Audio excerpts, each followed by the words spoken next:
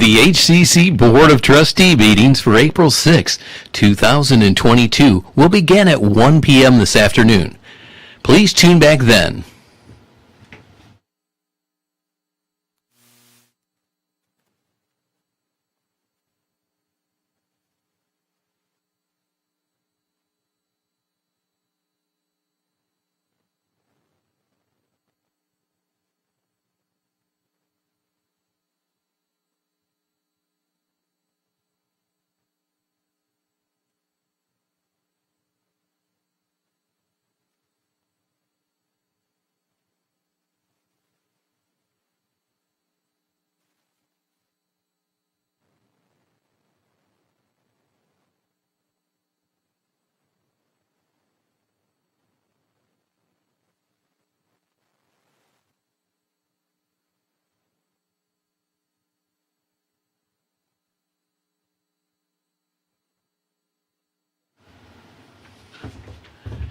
This is an audio test in preparation for the HCC Board of Trustees meetings to be held 1 p.m. April 6, 2022.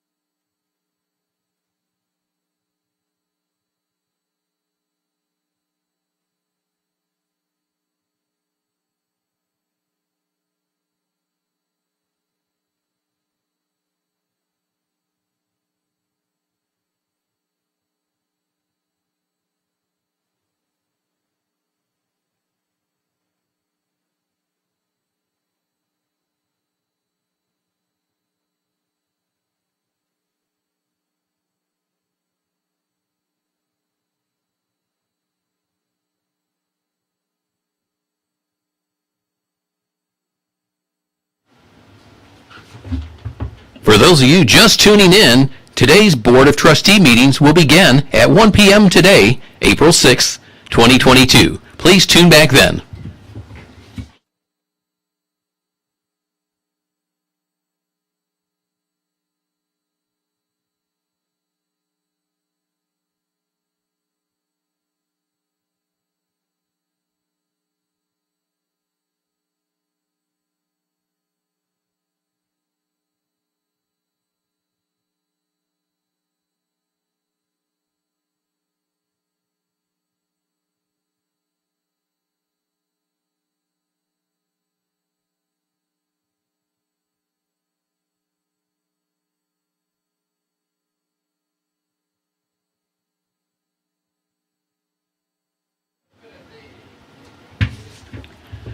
This is an audio test for the HCC Board of Trustee meetings, April 6, 2022.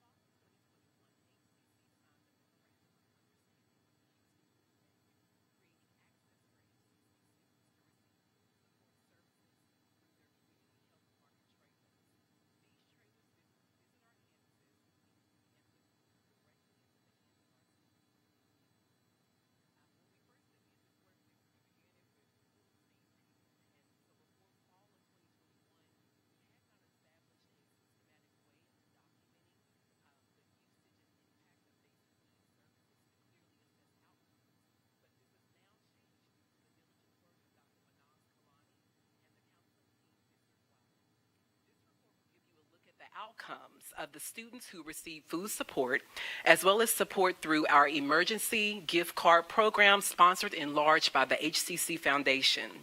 Dr. Kalani will also share about our involvement with Real College Texas, which is our initiative led by the Hope Center for College, Community, and Justice in partnership with the Texas Success Center's Pathways efforts. This collaboration has led us to create an inventory of all the basic needs supports HCC currently provides as a way of identifying gaps in services to our students. We are anxious to continue this work to build an ecosystem of wraparound support by proactively connecting students in need through the entire student life cycle. Without further ado, I'd like to bring up Dr. Kalani to come forward and provide a brief overview of our basic needs data.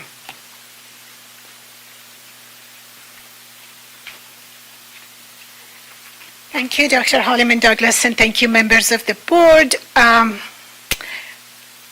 Okay, as the Chancellor mentioned, this executive summary of this report is that this report focuses on data on two initiatives that HCC Counseling has been implementing. One of them has been made possible by a major MOU with the Houston Food Bank, and then the other one is also a counseling sort of gift cards, emergency gift cards that we established through a one-time donation, generous donation by HCC Foundation.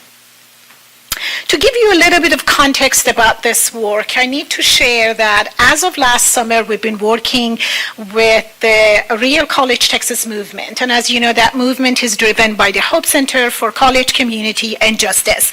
The key objectives for this work is first to assess students' basic needs, then to analyze this data in a meaningful way to connect it to the students' academic performance and outcome. Also to understand and view basic needs work as an integral part of the institution. It really needs to be a part of the culture of the institution and be integrated in all kinds of services that we provide to our students. Also pay attention, look at it from the equity perspective. Basically see who's at the table, who's not at the table. And if they're not at the table, what is going on that the students are not receiving support. Also map the students' access to these services. We know that research shows that often students may not be aware that resources exist. The institutions may have the resources, students just don't know how to access them. And also finally, lastly, as educational leaders, to use our influence to advocate for policies that on a local, state, and federal level focuses on supporting students' basic needs. Here we are going to show some demographic information about the students who receive food services through those health market trailers that deliver food to our campuses. As you see, the number of students for last semester was 331. We know the numbers was most likely more than this. It's just that we didn't turn any student away. So if they showed up without registering and not having their student ID number, we still service those students. We also look at the basic demographic information. As you see, we had most female students to access the services, and that's kind of understandable. We know most likely usually women have higher help-seeking attitudes, and maybe they are mothers and they just need more services than male students. In terms of race and ethnicity, we saw a lot of diversity in terms of the students using the services. And then in the last slide, we're going to talk a little bit about that as well.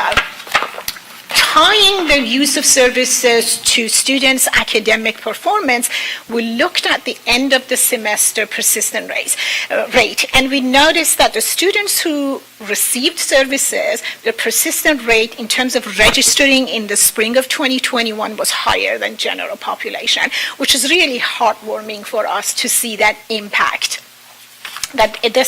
We pulled this data about, I think it was March 21st, and we saw that their number was higher than general population.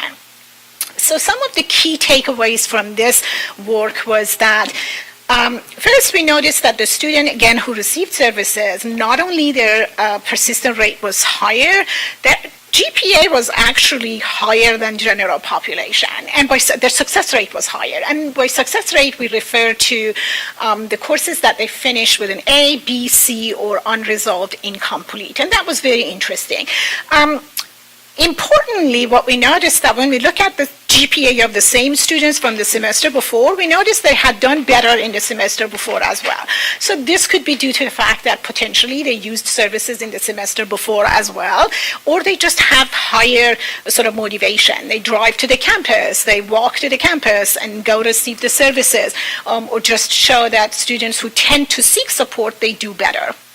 A couple of things that we looked at as opportunities, we noticed that our male students are not receiving or accessing food services as frequently as their female counterparts. And, there could be multiple explanation for this. Maybe it's, maybe they have lesser need, or maybe they do have needs, but there are other intrinsic or extrinsic reasons. Maybe the stigma or the shame or, lower levels of help-seeking attitudes impact the male population more than our female population.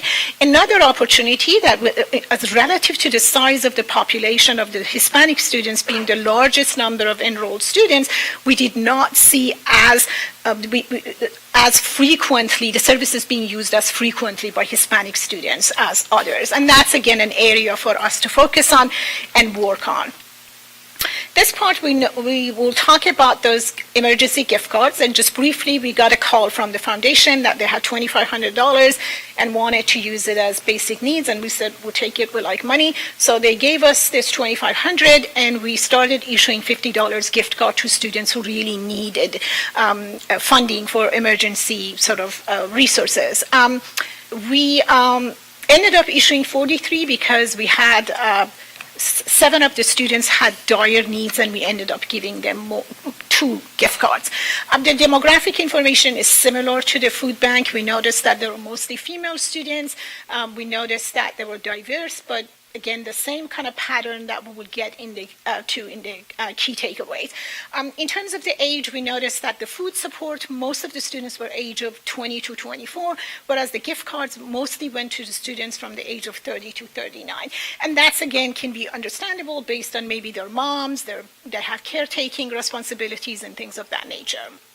Key takeaways, again, was that interestingly enough, again, when we looked at the data from last semester, we noticed that these 43 students who received services and received these gift cards, they overperformed our general population in terms of their success rate as well as their persistence rate. And interestingly enough, we know that most of our students who seek support for crises related to basic needs, they underperform slightly compared to general population, but those students who received gift card, they actually overperformed. The same opportunities, we noticed that the male students did not access the gift cards as much as the female students, and then Hispanic students also did not access the gift cards as the same rate as other students. The additional information related to the demographics are in the appendix that you can view, and if you have any questions, we'll be more than happy to respond. Board members, questions? Trustee Flowers. Thank you, Madam Chair.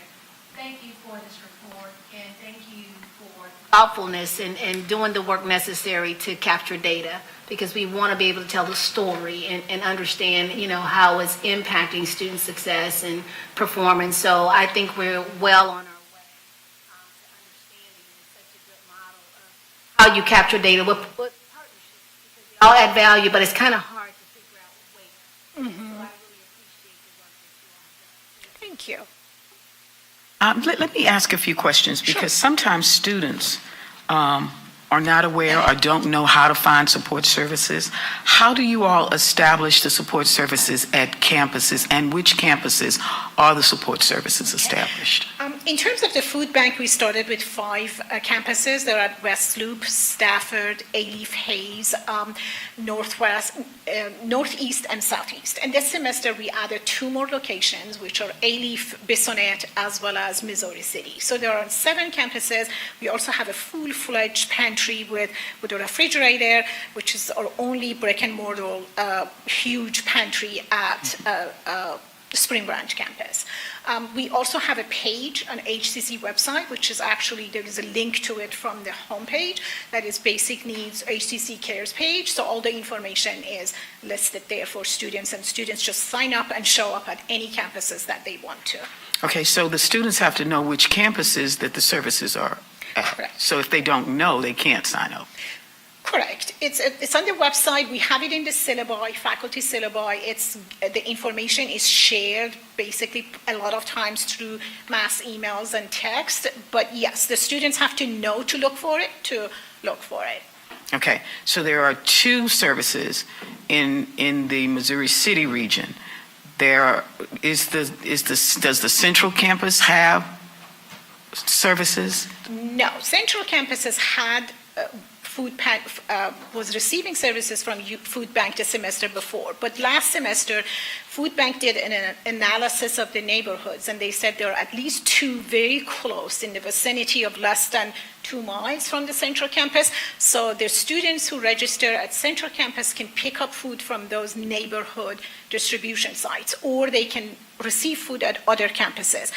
We are working on adding Central Campus, but we are basically, it depends on Food Bank capability in terms of offering services. Okay, so because I did attend the opening of the food service store at Central, but that's been, Dr. Siddiqui, that's been 2018, 2019? That's correct, trustee. That was before COVID-19. Okay. We built a pretty good size pantry at Central College. And right now we are doing some campaign to refill it because food was spoiled in the COVID-19. Thank you. Okay, so there is no food service in District 9 that covers from Hiram Clark to Makawa at 45 South. Well, by food service, if you're referring to Houston Food Bank, not at the Central Campus, correct. But there are Eagle markets that they are located at. There is an Eagle market at Central Campus, and they do get donations from our other partnerships with Helping Hands. So the food is available there, but there are mostly non-perishable items. Okay, so there is no service in District 9. Is that correct? Central area, no, there isn't. And southeast to south from Makawa at 45 South to 59 at Beltway 8. I'm not really familiar. Along the corridor, so there's none. I will look that up for you and will Okay. be able to provide that information. I'm Thank you. not quite familiar with the geographic area. Okay, so one of the challenges is it is expected that students can make it to these campuses, and for a lot of students that's not the case. I realize we are a community college, but we simply don't have very good public transportation networks to make it to these places. If you all could give our board members the information so that they can tell their constituents how to tell their students how and where these services are, because it would be a huge support. That would be a big help. There are now 7 locations. Did I hear that right? Correct. So there are 7 locations spread across what is our mileage? What's our square miles that we serve? 7 locations on 630 square miles, so we need more. And because we are conveniently located, I would think that the Houston Food Bank would be much more amenable to working with us to help them to serve the communities. Dr. Van, we'll start with we are working in conjunction with the food bank. So, for example, what we just explained is the reason we don't have one that's supported by the food bank at Central is, in their analysis, they have distribution points in the area that are better located or have a better throughput than what we were experiencing at the Central Campus. So the fact that we don't have one there doesn't mean we're not working with the food bank to provide locations.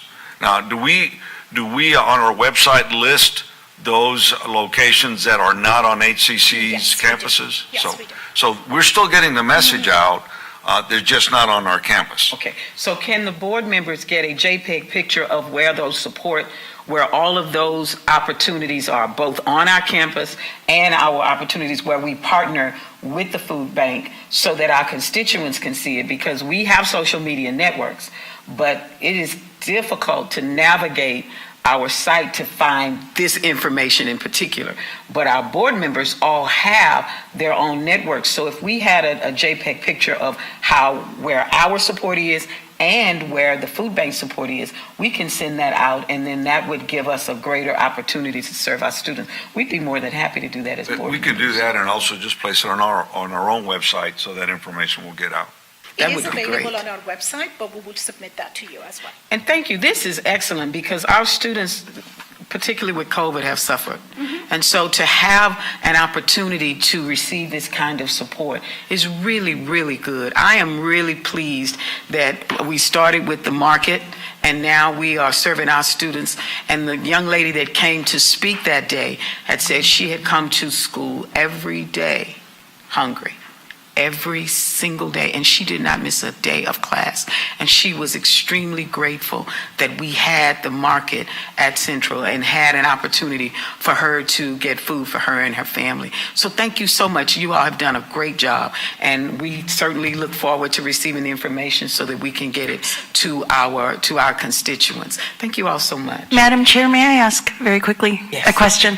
Thank you so much for the presentation. I just had two comments. First, I believe very strongly that we don't provide these services because they're linked to performance. We provide them because they're the right thing to do. And I think really scary things can happen if they're linked too closely to performance. I understand that this data is important for soliciting more support and various other things, and I appreciate it. But as a trustee, you will always have my support in supporting these food banks, not because they make any difference whatsoever in performance, but because they're the right thing to do. People just shouldn't be hungry.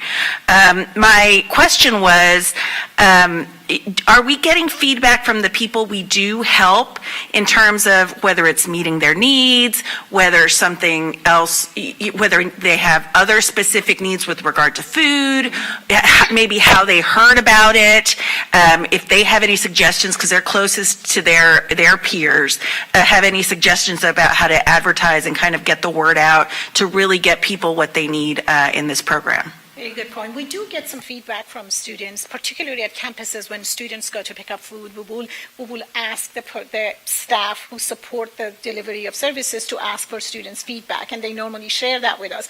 We also have, because we do have a basic needs survey on our website, and students, basic needs questionnaire, and the students are referred to resources based on the type of stressor that they identify. We also send a follow-up email to the students and ask them in terms of, was the resources helpful to them? Were they able to find what they were looking for? So the data has been positive in terms of student feedback as well. I appreciate that. Thank you. And I think that's more broadly goes towards what we're looking forward to in a college, is that, keeping up with the communications with our students, whether it's first time inquiring about enrollment or inquiring about food programs, that people don't fall through the cracks. I really appreciate that follow-up. Absolutely. Thank you. Thank you. Madam Chair, if I may. Yes. This is off topic, but I'm planting a seed, okay? Dr. Kalani, did I say that correctly? Yes. Okay. I was just, we had a faculty senate meeting, and one of the faculty shared that there's a need for students to have someplace to wash their clothes. And so I don't know if that's ever anything, but it's this title, Basic Needs Services. I'm just planting a seed. I don't know what can happen, but in their sharing with us, I just want to share it out loud. And maybe there is some resource or something. I don't know what other colleges do, but it just seemed to be a major concern. Yeah. Thank you for sharing that. We use the definition of Hope Center for Basic Needs, and it includes a safe place to live, to take care of your hygiene, to be able to sleep and feed yourself. And it certainly includes that as well. And we did a gap analysis, and we noticed we have a lot, we offer a lot, but there are also a lot that we miss.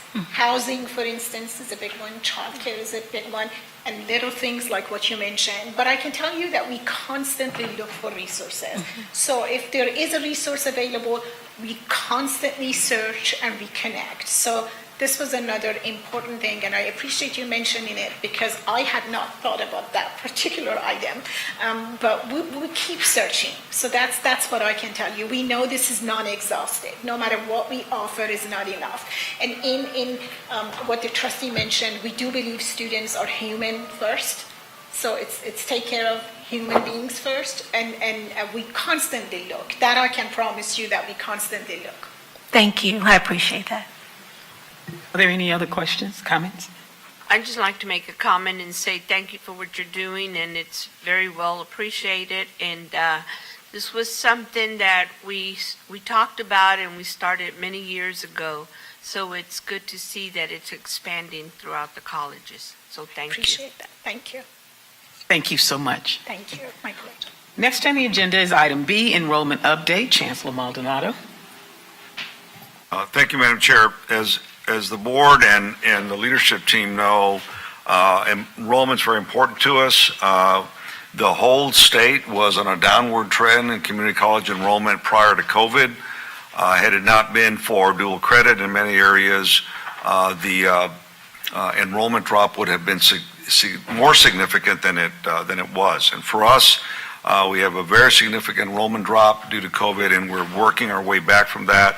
And we're bringing forward a report that we're going to bring every month to the board to keep the board current on not only what the enrollment numbers are, but what are we doing? What are the marketing efforts? What are the campaigns?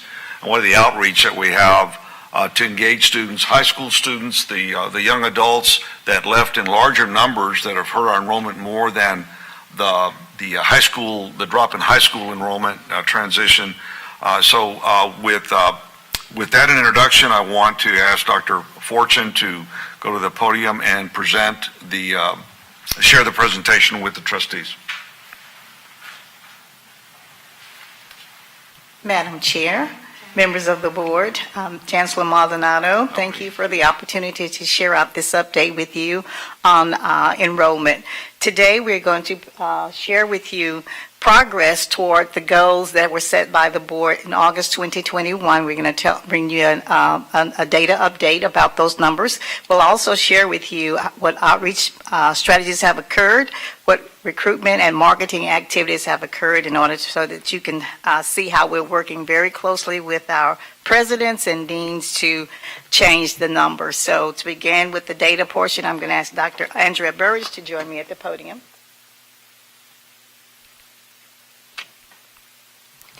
Hello. I'm going to start by updating you on the year-to-date enrollment progress. Those numbers, the numbers you see, were loaded last week in the Novus agenda for you, so I thought since you've seen those, I would update you with this morning's.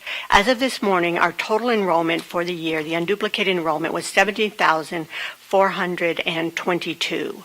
So you see those numbers are going to continue to increase as we move through the summer. Our credit enrollment, which is the SCH enrollment, was at 60,017.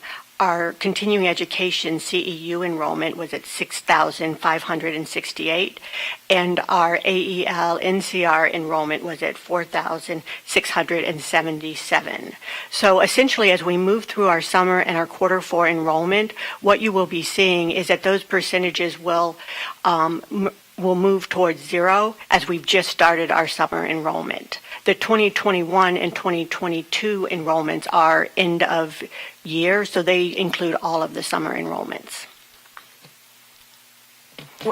May I just ask, you said end of year, do you mean end of the fall semester? No, the 2020 and 2021 enrollments include the fall, summer. the spring, and the summer for the end of the academic year. Okay. And so the enrollments you see for 2022 include all of fall, the majority of spring. We But do not have summer. some short sessions at the end, and they also include the very beginning of summer enrollment. but as summer enrollment has just, as we are at the start of enrollment for the summer term, those 2022 numbers will still change substantially. Got it. Thank you. You're very welcome.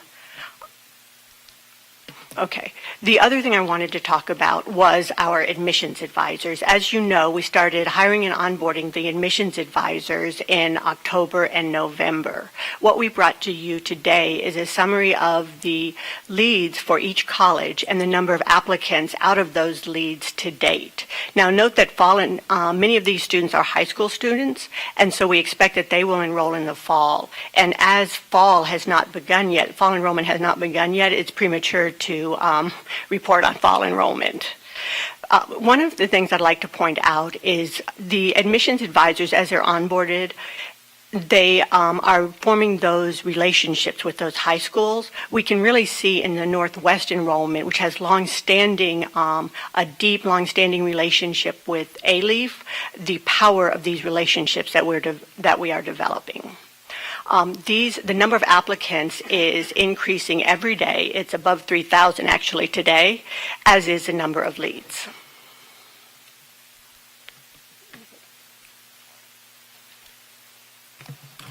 I'd like to share with you a few of the activities that have occurred to help us in this effort to increase our enrollment strategies. You will notice on this slide that you see on the screen how much work is being done around continuing education and AEL. There is just a lot of work going on to reach out to the community, to partner with many places such as Gallery Furniture. You see that we'll be starting in Missouri City, the 9/11 dispatch center is coming on board. And so lots of things are happening to reach out into the community, partner with many of our community agencies to support the older students coming back and being able to either retool, find new careers and that kind of thing. So we are trying to ramp that work up. You'll notice on the next slide the work that's being done to reach out to our veterans and military affiliated students as well as our international students. We've been working feverishly to host many open houses to invite the veterans in to talk about our programs, and we're going to continue that work. As a matter of fact, we're working to host a district-wide open house May 14th. We have not released the information yet because we're still finalizing it, but it will be coming to your attention in the near future. We'll be reaching out to the veterans, more international students, as well as semester credit hour students in the community to come to these open houses to talk about our programs. You will notice the enrollment outcome for this work for fall 21 was 2,567 students that participated in our work and attended our college in spring 22, 2,730. And as of to date, when we took this data for summer 22, we have 1,367 veterans that have enrolled. And we are still in the process of helping those students apply and enroll for summer classes. You will notice the international students, the work that we're doing. Many of these students choose to go through our Zoom lobbies, which have been working really good for us. You can notice the days and times when the work is very feverishly open and folks are going to this site to get information and helping them to enroll in our classes. We've held transfer workshops for the international students. We've had town hall meetings for them as well. In fall 21, you will note that there were 2,277 international students on our campuses. Spring semester, we had 1,990 students. And for summer 2022, which is in progress, we have to date 640 students enrolled in our programs at our campuses. Some of the efforts that have occurred is we're working real close in partnership with the Texas Higher Education Coordinating Board on what we call the Grad Texas 2.0 campaign. This campaign is designed and sponsored by the Coordinating Board to help us to identify students that have been attending our colleges but have stopped out for whatever their reasons are. The grant affords us the ability to help support the students financially. If they owe fees that need to be paid and unable to pay it, we pay that for them. If they need to purchase a book and they don't have the funds, this grant pays for that. There is no GPA or any of those criteria necessary, just we want them to complete. So we've been working with that. Just recently, we started that this spring semester, and to date, we've contacted over 675 students that fit that category from HCC. We have paid for and enrolled 8 students that we hope to see graduate within the end of this semester. The next program I'd like to talk to you about is the Trellis Foundation campaign that we've been working with. Trellis has worked alongside our financial aid department as well as our counseling department to during the COVID work that we were doing to find out why students were not coming. This was another one of our stop-out efforts. What we did was we partnered with them to send out surveys to the students to find out what was the reason that you did not return. And this list provides the response from the students, which were 747 students responded. And the way we're going to use these results is to look at our strategies that we're using. For example, I think somebody talked about how are they finding out about the supports. This is going to help us build that out. We talked yesterday about putting all this information on syllabi, so every student that gets a syllabi in their hand will have access to this information and know where everything's located. We're going to use this in our work with the Quality Enhancement Plan to help us, again, to build out more strategies that we can support students not only as they enter, but as they go through their journey at the institution. Many community engagement activities that have occurred, and we've provided a list of those things for you there. We've worked with the communication department, we work with the deans, we work alongside presidents to involve ourselves in community outreach often. And you will notice that reported, according to what was reported in our data, 2,676 students were reached individually through some of these engagements, and there was a total of 66 activities that were engaged in with our community. And there are several others that have been planned. Other enrollment media strategies that have been engaged in for spring 2020, total impressions 41,896,785. You'll see how many clicks to the website. You'll also see the number of persons that have viewed our website to get this information. And you notice that 80% of those folks viewed on HCC commercial 5 times or more during these campaigns that we were running this semester. And that concludes my report for today. I would be happy to take any questions that you might have at this time. Board members? Trustee Flowers? Yes, thank you, Madam Chair. So on the slide I was looking at, I'm trying to understand, so the high school outreach, there are, and I'm not the trustee for the north side, but I'm just trying to do my part as an advocate since we have an open seat there. There's northeast, northwest, north line, is that correct? So the North Line campus is a part of the Northeast College. Okay, so North Line is a part of Northeast. Yes. Okay. And is there a campus that what's the Homestead and Little York campus? The Homestead? Their campus? That's part of Northeast. Yes, yes. Acres Homebook, yes. It's District 2. Is that your question, Trustee Flowers? It's District 2? I don't know what, I guess. I'm trying to figure it out. So, I'm trying to figure out because I was contacted by a constituent about they wanted to do a tour, but they wanted to do a tour of that campus, the Homestead and Little York campus, but they were dissuaded about that. So is there some construction going on over there or something? I will refer to the president over there at that college. Trustee Flowers, not that we're aware of, we'd be happy to grant anyone a tour to that facility or any other facility in the Great Northeast.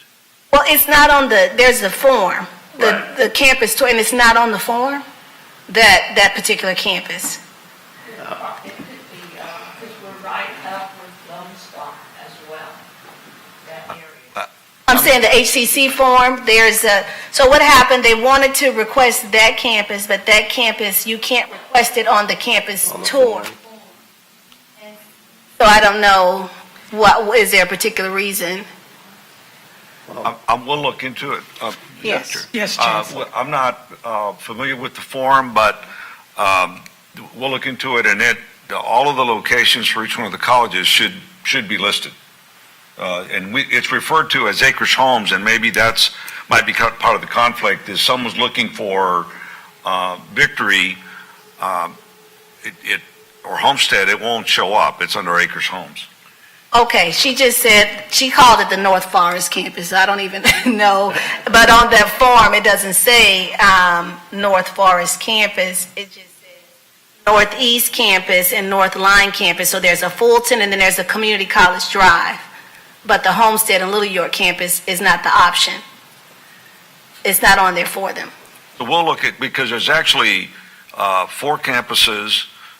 There's North Forest, there are Acres Homes, North Line, and then Codwell, which is on College. Okay. Right. Well, I guess, so just to be aware, she says they've got the North Forest, I guess, high school students, and they're very interested in attending that particular campus because you have the automotive, the welding, the plumbing, and HVAC, all that good stuff. And so she's said that they're very happy about that, but they couldn't get a tour because they said of construction and there's low enrollment. They were told they had to go to one of the other campuses. So we will follow up on that for Okay. you, Thank Trustee you. Flowers, and we will also send this information to the dean because the dean can arrange these tours for them. We'll be very happy to support you in that work. Okay, and what most importantly is, it's just for the community. This is a high school, I guess, college Connection. something liaison. So she's trying to make her job easier to get the kids to the campus, and she says that one is just in their back door, and it's more convenient for them. So that's what's most important, is that we are making sure we're not, I'm sure it's not intentional, that we're just not counting that campus out, and particularly since we know enrollment is, we wanted, those numbers to continue to increase, particularly at those campuses. Thank you. Answer, we'll follow up and make sure that process is updated. Thank you. Madam Chair? Yes, Trustee. Part of what we do, our most important thing is budgeting, right? And we want to make sure the support is going where it's effective and where it's needed. I know that what we're facing right now, a drop in enrollment, and not necessarily high school students transitioning over, but in the older students, because of a pandemic, is unique. It's not like anything anybody's seen before. But I'd be really interested in knowing, maybe from our history, but also looking across the history of various other urban community colleges, to know what the research shows works in order to get these students back. There's so many ways we can go with regard to counseling, with regard to marketing, and so many things that are very important. But I wonder, there isn't going to be any research on post-pandemic recovery, right? Because it's never happened before. But what sorts of things have you seen, maybe sources you're looking at for research on what actually works in getting these students back? Do you have any kind of thoughts with regard to that to lead us kind of going forward in the budget discussion? So we know from the Trellis survey research that went forth that our students are still, some of them are still struggling with financial problems from family issues, and some are still dealing with fallout from the illness. We know that. The research tells us that. We're having a conversation at the Texas Pathways this week about that very subject. So we hope to learn what are some of the best practices that are happening now that we can employ here at HCC. So we want to take that in advisement because we know that that's a group that really needs our support in every way that we can provide. So we are looking into that. We're trying to study it. We have some research. We're going to use the data that I shared with you this afternoon from the Trellis to help us to provide more support. And I think one of the main things is how we communicate out this information to our constituents. And so we want to do a better job, or more strategic, more focused job of getting that information out to all the community leaders that we work with. Any research you could get to us with regard to that, for me personally, would be very helpful just in coming up with these budget decisions. We know some students left for, Uber Eats and all these kind of quick money things that were happening around the pandemic, and getting them back is going to be kind of a specific challenge. So anything you could share with regard to that as we go forward would be appreciated. Thank you. Thank you. Trustees, any other questions? One of the interesting things is the campaign results, the total clicks to the website. and this is a comment because we know that we have to retool our website.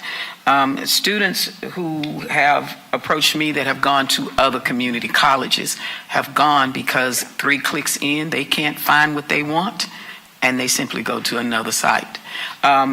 We know that we are working on looking at our website to make it easier to navigate. So we are interested in understanding if there are direct links. I think that on our newsletters, sometimes there are direct links on our newsletters that allow students to go exactly where they're interested in going, for instance, Career for You. So they know what they're looking for, but if they get to that 4th click and they don't find it, they're not coming back. And so we know we have to secure a better way or a more straightforward way for them to access the information. I have a question about the advisors because in my district, I'm not seeing them. So I don't know, are they in the building? Are they out of the building? Are they working with organizations? Because my organizations are asking because they're not seeing them. So we need to know as board members how to make sure that these advisors are working with the organizations in our communities that have a direct access to the information that the students in the region need. So how does that work exactly? So right now, the admissions advisors, the majority of them are on the high school campuses, working to help those students that are graduating to apply, enroll, get them through that entire process. We also have other admissions advisors that are partnering. Like, for example, this weekend there is a gathering in the park behind Central Campus, and I forget the name of it. It's a gospel concert that will be there. We've been asked, we will have a table there, those kinds of events. The district is supporting those kinds of events. And what we've been trying to do is collecting the data. I think Dr. Burris can speak to this, how we're trying to collect the data regarding the number of students at the high schools that they are specifically talking to. We've just been having some difficulty, but she can speak to how we are collecting some data on each advisor and the number of students that they are speaking to. Okay. So as the advisors meet with students, they have sort of a request for information or an interest form that they fill out with the student, for the student, or have the student fill out depending on what the, depending on the circumstance right at the moment. And those, all of those are collected, and the admissions advisors and students typically move then to a communication pipeline where the admissions advisors continue to keep in touch with them. We track where they are in both the application process and in all of the markers that they need pre-enrollment. So it's a very high-touch process by which the advisors are really trying to help the students navigate the admissions process, which, having been a parent, even with my education, with a student applying to college can be incredibly complicated or seem that way. So it's really very high touch. Also on those sheets, they keep track of the events that they meet in which they meet the prospect, and also whether the prospect is the potential student is a high school student from the community, or many of those admissions advisors are beginning to talk to 9th, 10th, and 11th graders to start to instill that college-going mindset. So even as young as 9th or 10th grade, they're thinking, I'm going to go to college, I'm going to go to HCC. And we keep track of all of that information. In the numbers presented here, I didn't include the 9th graders. And I definitely want to say that Chancellor and I had a discussion about what's happening with, what is this, where students are choosing an endorsement in 8th grade and have no clue as to what they're doing. They're just choosing endorsements so they can avoid math and science. So that by 9th grade, if they've avoided math and science, they're already behind and cannot attend college because they will not have the credits that they need. So we appreciate the 9th graders reaching out to the 9th graders because it is a crucial element. Actually, 7th graders, because by 8th grade they have to make the decision. the summer they're going to the 8th grade. They have to make the decision. So if they do not take algebra and science in 8th grade, they have already missed the academic mark. So we will see an overwhelming influx of students who by the time they get to the 11th grade decide they want to go to college. And now their credits short and they're going to be coming to us. One of the other things is we have a lot of families that are in transition, and they're in transition housing facilities like Star of Hope, which has over 400 families. But we don't visit Star of Hope. The facility downtown, we don't visit those facilities. That's an overwhelming number of students that we can utilize. We have worked in the past with bridging the digital divide. They are in apartment complexes. They provide academic support, not academic support. They supply computer support. They actually put in a computer center with internet access for apartment complexes that don't have it in highly marginalized areas. And it has been a huge success because HAR is now partnering with them to add that to their apartment complexes. These are the places where these students who need the short-term certifications or increased certifications so that they can get better jobs. So we appreciate having these new advisors, but we expect to see these advisors not just in the high schools, because you've missed 85% of people who would be interested in attending. In the high schools, there are the parent engagement specialists. They have the list of every single parent of every single student in the high school, but we're not engaging them. And those parents have a need as well. And so we want to make sure that we have the high touch that you need, the organizations that have been working with us diligently, the parent engagement specialists in the schools, as well as the community organizations that are servicing transitional families.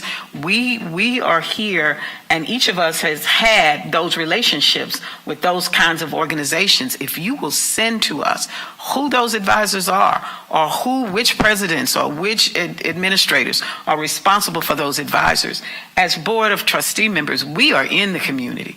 We will disseminate that information and open those doors, because it is crucial now, especially now. It seems that nobody wants a $15 an hour job anymore, and everybody wants a $20 an hour job. Without credentials, you're not getting it. So we want to make sure through our networks that this information is flowing out. So if you will assist us in doing that by giving us the information we need in JPEG format, because we're social media people, we will make sure that that information gets out so that these parents and these students and families that are marginalized can have access, because they don't know where to go.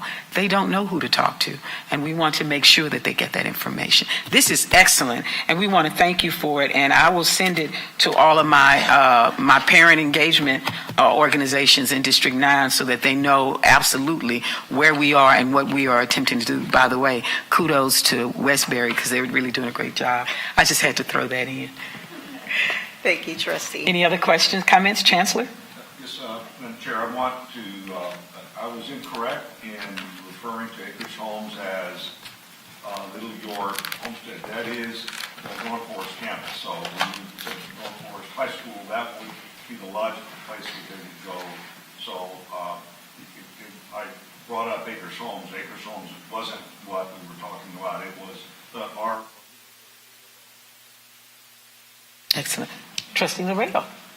I'd just like for y'all to take advantage of, right now they're having the sign-in, and so Saturday, President from Southeast Glover and myself, we welcome these group of 150 students that are incoming to the early college.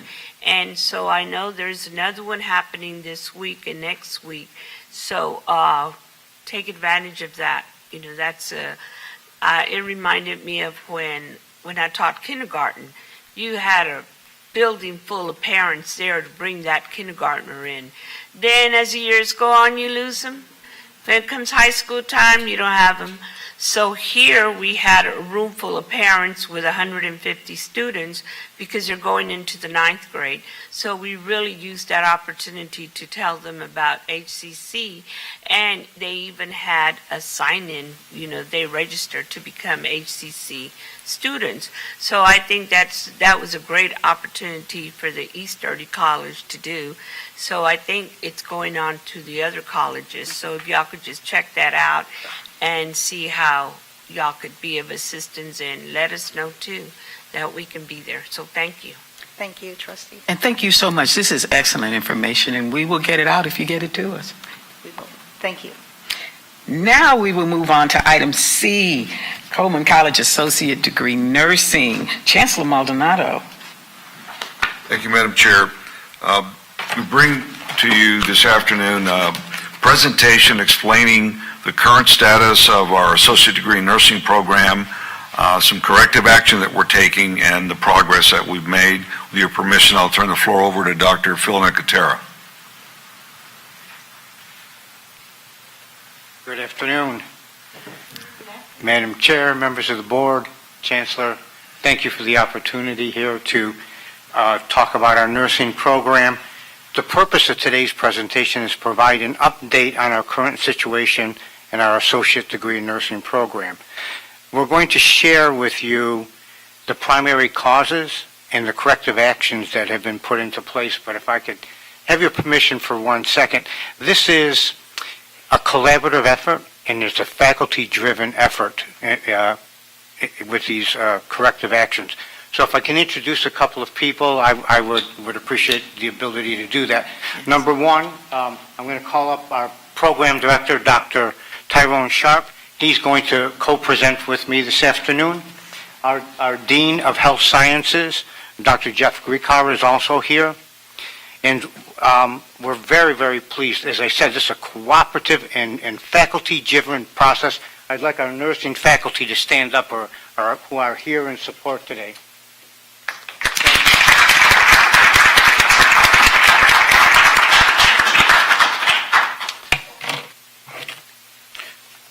It's with their leadership that we will get through this. But my first slide here, I'll talk to you a little bit about what the situation actually is.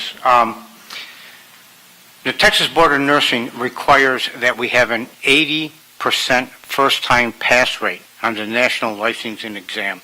For 2 years, we have not met that benchmark. And so at the next Texas Board of Nursing meeting, we will our status will change from full approval to full approval with warning. So that doesn't change anything with the program. The program will move forward as is. So we as we saw the pass rates begin to decrease, we really started to look at some data. And so this first part of the presentation, we're going to go over some of the data that we looked at.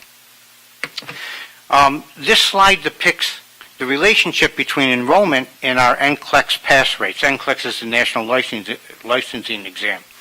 And so the data shows the relationship between our enrollment and our pass rates. And so there with the yellow line is our pass rate, and the reddish or orange line is our enrollment. And I think it's pretty clear that as our enrollment increased, our pass rates began to decrease. And so the takeaway out of this analysis here showed us that at 300 or a little bit more than 300 students seems to be a good point of where we're doing very well in our program.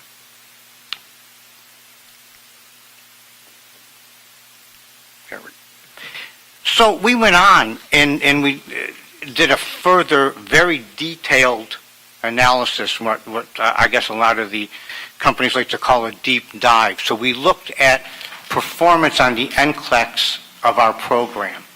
And so we were able to obtain data that looked at specific performance in all of the content areas that make up the exam. And so what we noticed is that we saw a decline in our performance in all of the content areas beginning in April of 2020. And we saw a progressive decline during subsequent testing periods. And the decrease in our test scores obviously occurred during the COVID-19 pandemic. And so this slide will show some of the primary causes. All in-person instructional activities ceased in March of 2020. Going back to the past slide, we saw that students beginning to take the NCLEX in April of 2020, we started to see that decline already. We were not able to hold in-person classes. We were not able to hold laboratories or skills labs. We could not have any simulation. We couldn't use our simulation center. And the hospitals shut down. And so our students could not go into clinicals. And nursing is a hands-on profession, as is nursing education. And there is a sequence to the learning. You get your theory, you go to your skills lab, you practice in simulation, and you go out and you practice it in clinicals. Students couldn't do that any longer. So they were unable to solidify the learning and put it right into practice like we normally would do. During the online instruction, the sequencing was splintered and the consolidation of the concepts was very difficult for the students to really hold on to. Additionally, because clinical sites were close to our students, skill attainment was behind schedule. As a result, student program progression and graduation was delayed up until a year.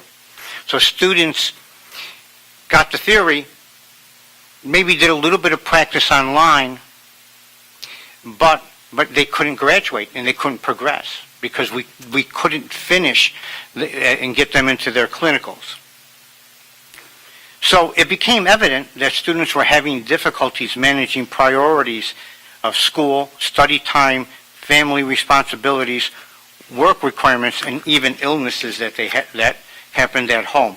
And so students were telling our faculty the challenges that they were having at home trying to do this online and not coming in. You know, when you go back into the classroom and over the years you observe that when students are on campus and in between classes, they're all together in the hallway and they're studying, they're going over what they learned, they're sharing knowledge and asking each other questions. That couldn't occur, that didn't happen in an online environment. So at this point, I'd like to bring up Dr. Sharp, who will talk to you about the corrective measures that he's leading with the faculty. Dr. Sharp? Okay. Do you want to do this or you want me to? You can do it. Okay. And I'll do that for you. Madam Chair, trustees, I'm here today, hopefully, so that you guys don't lose confidence in what we do, because the board rate is down. And the board rate is down because we had an unprecedented 100-year pandemic for which nobody prepared adequately. All of the protocols, all of the algorithms that we do on what do we do when students don't learn, we were not prepared to go from a traditional program that taught everything face-to-face. We're not authorized by the Texas Board of Nursing to teach courses online. So we took our department online when it was 100% in person. So there were growth spurts that we faced as faculty, and we had students that had family members dying. They were ill. We had faculty that were concerned about being ill. So we lost some ground. But I'm here to share with you today that we have some corrective measures that we believe will work better. What we're doing is, historically, in the nursing department, we've had one person, the program director, call all the shots about how the program functions. No one person can run a department. So the persons that you see here today are our faculty, and they are lead faculty. So we have now integrated and adopted a shared governance. So we have 4 different levels, and we have faculty with expertise in each of those levels. So generally, in the nursing program, we go from simple to complex. So level 1, we teach you how to make a bed. Level 4, we teach you how to save a life. And we have people with expertise that are doing that. So the shared governance model seems to be working real well for us.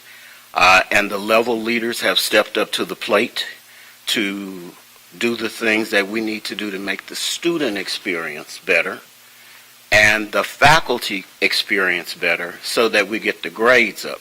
The NCLEX exam is difficult. Generally, you're going to score, if you're lucky, -1 standard deviation, so you're about at an 85. And from that point, it goes down. It's a computer-aided exam, so if you give a bad answer, it just keeps giving you questions so that hopefully you can pass the exam. But it's a very difficult exam. So one thing that we thought about is students take an NCLEX exam. We haven't been teaching them how to pass the test because we've been idealistic and we've said, if we give you all the knowledge, you should go out and pass the test. Well, no, we have to really teach you how to pass the test. So in our shared governance model, that's what we are attempting to do, is to actually teach the students how to pass the test. And it's not magic. We follow the blueprint, word for word, letter for letter, and that's how we get the students there. So that's kind of where we are. We thought that it would be important for us to have another person come, so we employed a nurse consultant, doctorally prepared, to come and give us hints and tidbits on good test writing, good program formulation, and the requirements that we conducive to good learning. So we think we have that together now. And we are now requiring students to take a national review. I mean, we think about, wow, we should have done that. There's a national review that's out there. They have a 95% success rate. So heretofore, we've not forced our students to do it, and now it's part of it. You can't graduate until you've taken the course, which is the 3-day review. So we're doing that. And one of our providers also we use Elsevier, simply because they do more hands-on, kinesthetic kinds of experiences for the students to be better practitioners. So we're requiring that now. And I think if we go to the next slide, I think I've covered it all. You have. I think I've said it in my Texas way. Yeah, yes. All right. We're here if you have any questions. No, yes. Do you want to go first since you're on the committee, or? Actually, I'm going to yield to my colleague, Trustee Wilson.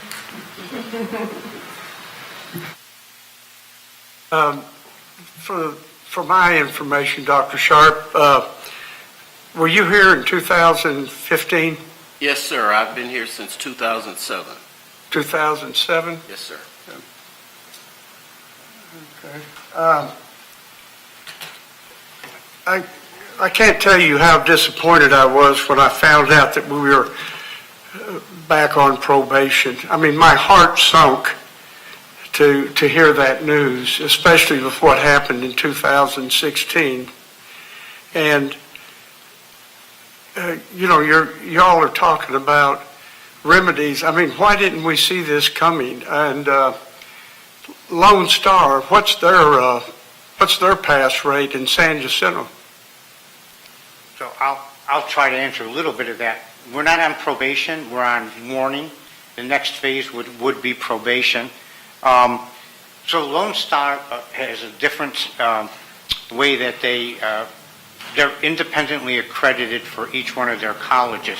So the colleges at Lone Star that have nursing programs, it's not one big nursing program like ours. So one of their campuses, and I don't recall, and I can send you that information, is below the 80% pass rate. And in fact, a little bit more than 20% of the programs in the state of Texas this year have scored below 80%. And so we're seeing, probably because of COVID, a little bit of a reduction in pass rates overall. And I would expect that the nursing board will be looking at that this year as they meet in April. I think I answered all your questions, Trustee. If I didn't, we did see it. We did see some of it coming, okay? Because if you saw in the presentation, we put the dates by when we started corrective actions.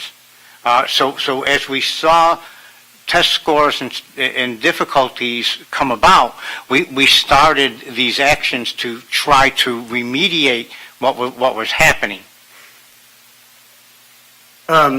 I looked at there's a website, the nursing website, and I thought that when I looked at them that Lone Star had 4 or 5 campuses, and every one of them had passing grades for the last 4 or 5 years. Yeah, this year one of them, I don't remember. And San Jacinto College has 3 campuses that have the program, and they had 1 campus that didn't have a 80% for 1 year. That's my recollection from when I looked at that. I just,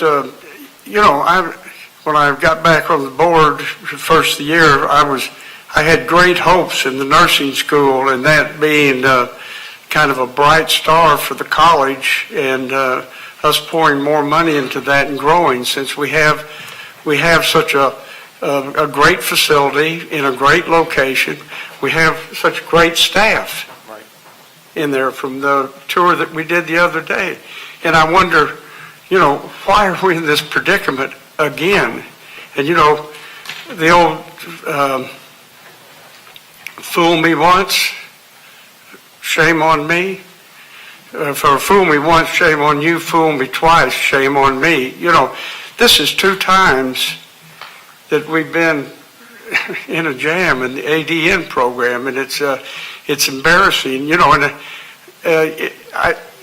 everybody wants to point the finger and blame somebody else, but I guess I'm in that too, and I'm going to point the finger at the board. It's this board's responsibility to make things happen there. It's not the administration, it's not the staff, it's not the students. It's this board. We've got to do something as a board to correct this.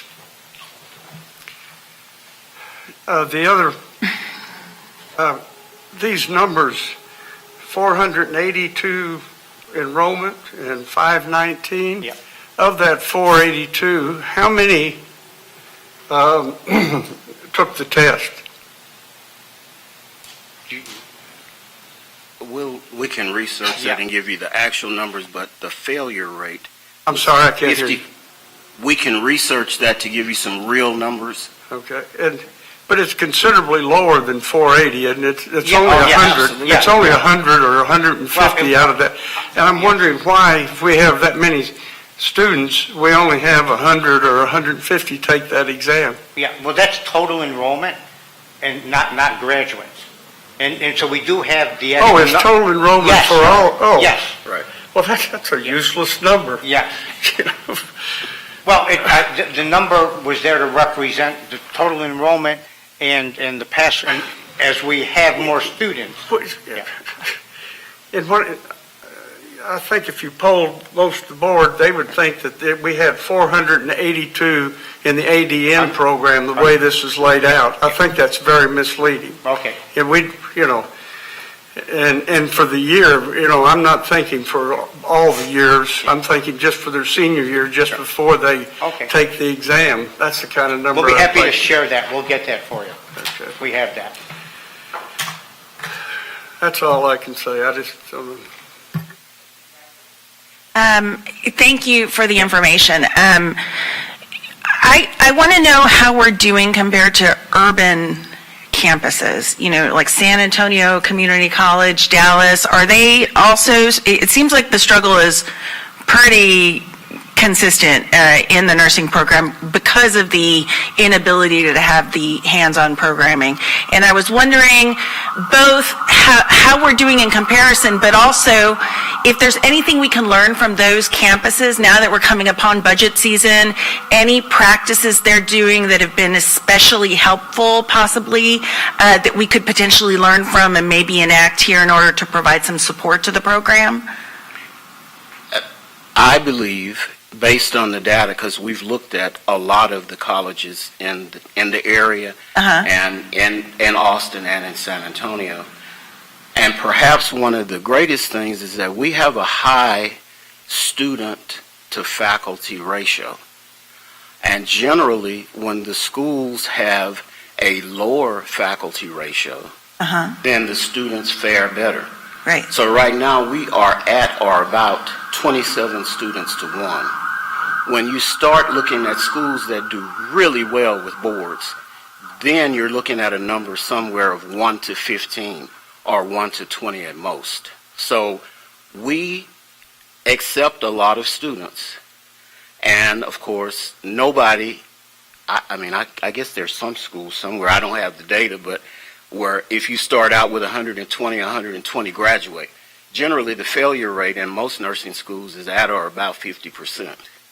So if we take in 120, generally we hope that at least 60 will graduate, and we hope that we will have 80% of those people passing boards.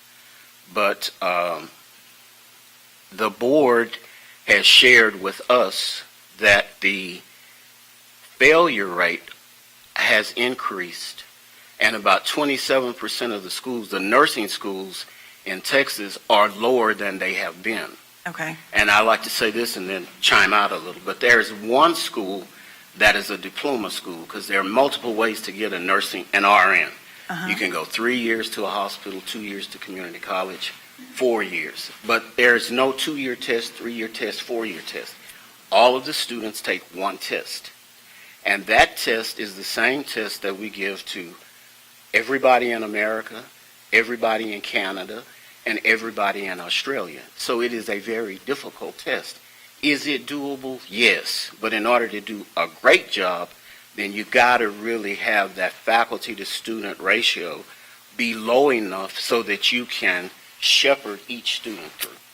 That's incredibly helpful, and that's exactly the thing I'm looking for. I mean, as we're talking about budgets and going forward, if what we need is a lower student to teacher ratio, if that's the support you need, I think, I do not speak for, even pretend to speak for my colleagues, but you have this trustee support we're in a tough financial climate right now, but this is, I appreciate Trustee Wilson focusing us on the nursing program, because this is, with the medical center, the need is there. You're really providing livable wages and potential for growth. It's a great career option.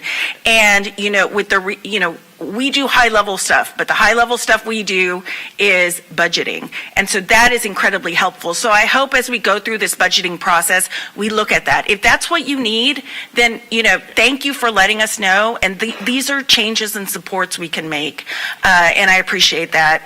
I appreciate your teaching to the test. I'm a lawyer, and I went to Columbia, and I had brilliant colleagues who failed the Texas bar because you have to take a course. You got to learn what the test says, and you got to be able to do it. And it happens all across the nation if you don't take that course. And so I appreciate that we found that that's a weakness that we need to go through. So again, we're here to support. We don't expect perfection. I don't expect perfection.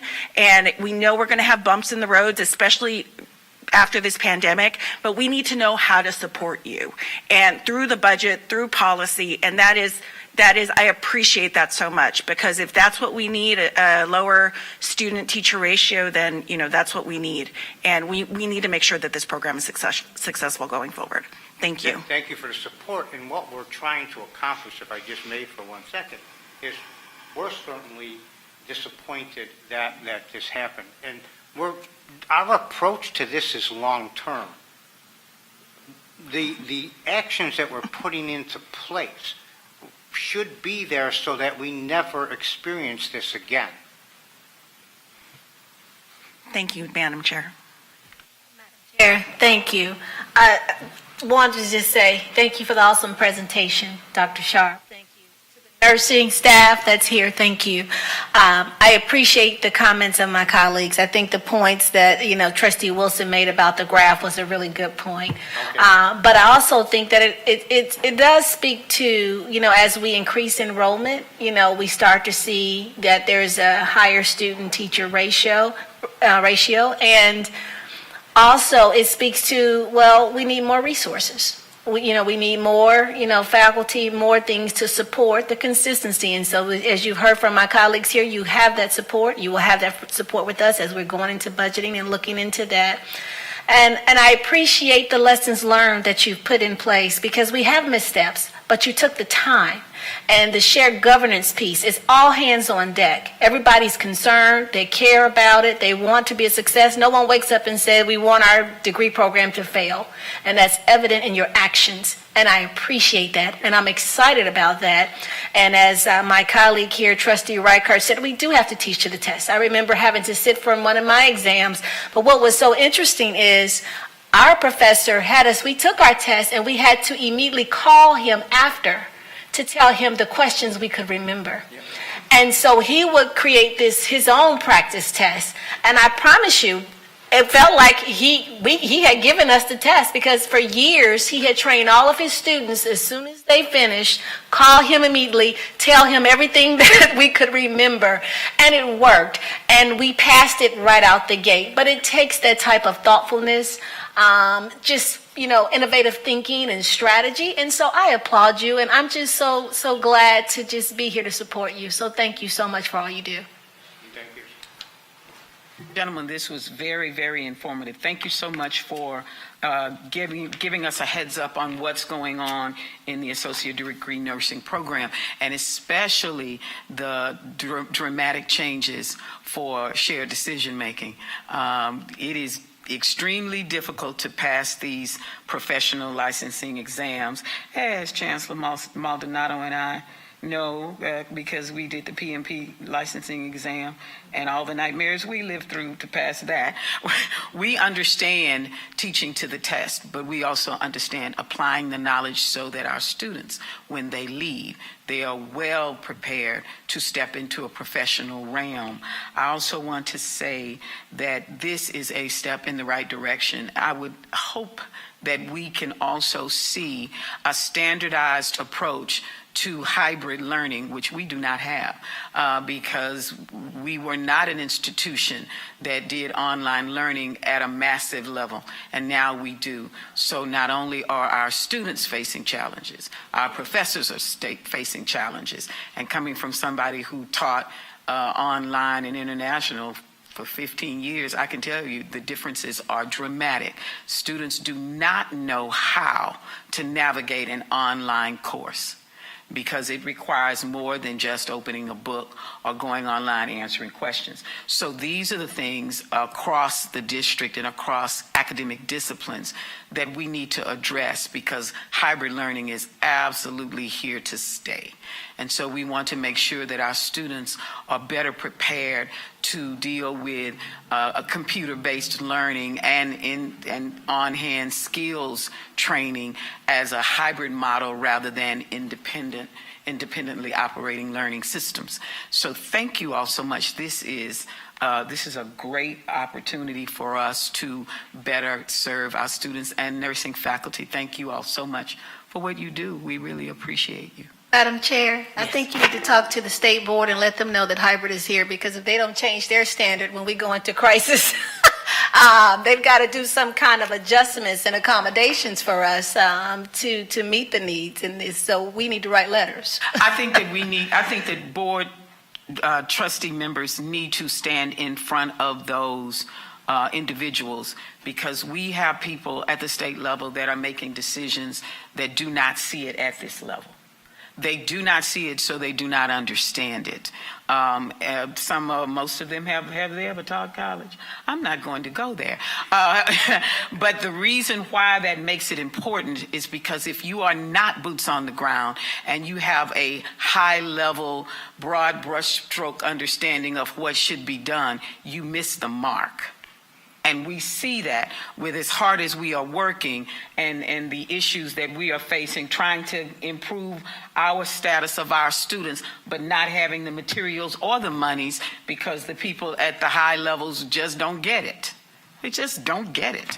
So I think our letter writing campaign should begin, but we as trustees need to stand in front of those meetings, those committee meetings, because we talked about that and they really don't get it.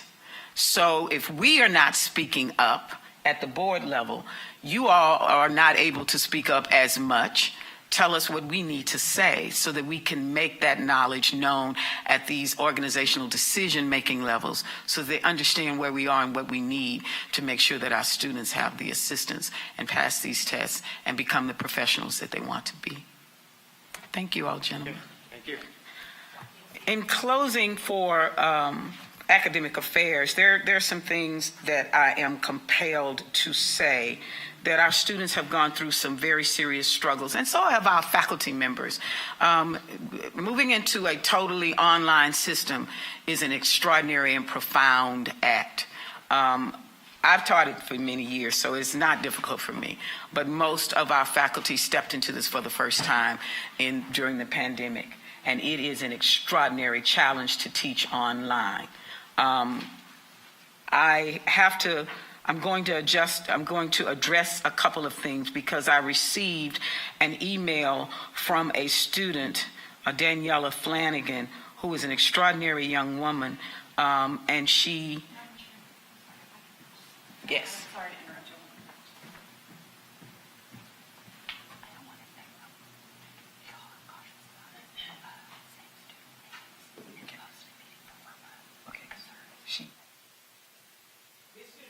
Me to deliver this information to the board because she is a student that has decided to upskill, and she is taking courses, and she cataloged her journey. And I'm going to send this email to the board members, and I'm going to send it to Chancellor, and I'm going to ask Chancellor to send it to administration. She experienced some profound challenges, but she was just dogged and determined, and she dug in her heels, and so she is on the verge of graduating. And she faced some challenges, but she also gave solutions, which was truly extraordinary because most of our students don't give us feedback, and they don't come back and tell us what other students might need. She talked about GroupMe chat and how the students were talking to each other about their struggles and their complaints and where they couldn't fit in and what they couldn't receive.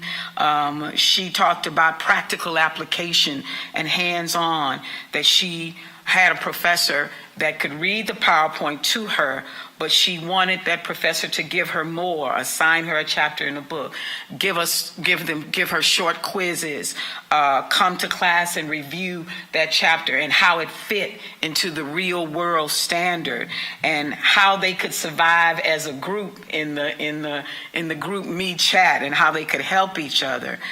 She wanted to make sure that the PowerPoints applied to what they were going to do in the real world. They could pass a test, but they had no idea as to how this stuff really fit. Other tools that were required that she found on her own for practice, Notepad++, Google IT Cert class that she found. One of the chapters actually went over Unix and gave her details that she needed that she couldn't find in the assignments. Labs that were practical to her, but she felt that she didn't have enough in the labs to go into the real world and actually make it work. She enjoyed her Swift coding class, but she couldn't figure out how to do Swift coding that could actually build an app. So she's like, could you help me with this? And so she went out and found UDEMY. So she was finding resources that she wanted to have in class. She joined Women in Technology Club, and she found that thoroughly enjoyable. She applied for the coveted apprenticeship with Kinder Morgan, and she said she went without eating for a bit to save for the TWIC card for the Port of Houston. I thought that was interesting because she wanted to go to the Port of Houston and use her skills that she had learned here. And she really would have appreciated having that apprenticeship. And she sent the link to the opportunity of the Kinder Morgan apprenticeship. This young woman was really dedicated. She applauded Eagle Pantry. She said, could you all make an app and tile that page better so that the students could find that easier? She wanted a tile for hcc.presence.io/organizations. Why do the clubs not update their information? So she'd like to see information updated. Could we get a welcome kit? She wanted to know if students could get a welcome kit. She said, we don't know how to navigate our way around, and we're flying blind. And so she asked for that. And so she also asked for that welcome kit to be in the languages of the students that we have at HCC, because she was concerned that students did not, whose English language had to be upskilled in the building, did not have the appropriate English language skills to actually read and comprehend. I'm going to send this out, and I certainly hope that you all look into this. And she asked Chancellor, she asked if you could turn all these dead garages around the city into HCC car repair shops for LMI students and their families, so that they could bring their cars to HCC, and HCC automotive students could practice on their cars, and this would be a great help. So I will send this. This young woman was truly extraordinary. She said, remind students that Metro cards are 60 cents. And in some cases, students can receive Metro cards for free. So thank you all today for the Academic Affairs Committee meeting. Chancellor, if we talk, we can address some of these things, and you can help us by giving us the information to get out to our constituents, all of the things that we have for our students to help improve their academic status. And this board will certainly help to make that happen. Chancellor, would you like to, do you have any closing remarks? Thank you for the guidance. So if there are no more comments from my colleagues, and there is no adjournment to close or executive session, this meeting of the Academic Affairs is adjourned at 2:37 p.m. I'd like to call to order the meeting of the Audit Committee for April 6th at 2:37. This meeting was called for the purpose as listed on the duly posted meeting. The members of the Audit Committee are Dave Wilson, Chair, Dr. Adriana Tamez, and Dr. Prieta Van Dibble Stallworth. Alternate, Monica Reichardt. For the record, Dr. Adriana Tamez will be participating by video conference in accordance with Section 551.127 of the Open Meetings Act.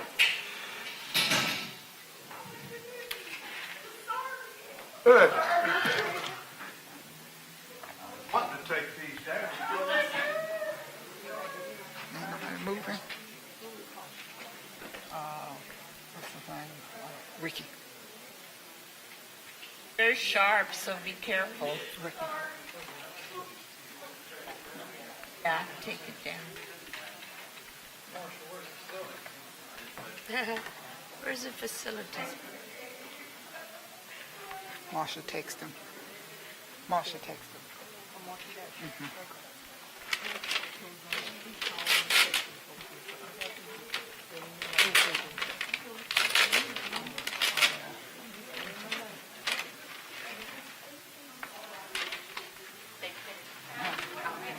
They want to move the other one and put it over there. Guys, has the audit meeting started? Yes. Okay, thank you. Good afternoon, Adriana. I'm good, thank you.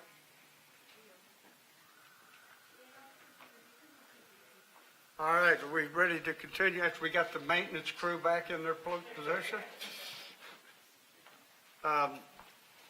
Public comment. A citizen desiring to appear before the board shall complete the hearing of citizens 24 hours in advance, and there's no one that signed up to speak. That being said, the topics for discussion, is there a motion to approve item A, approve the Audit Committee Charter? Is there a motion? Members? So moved. I'll second it.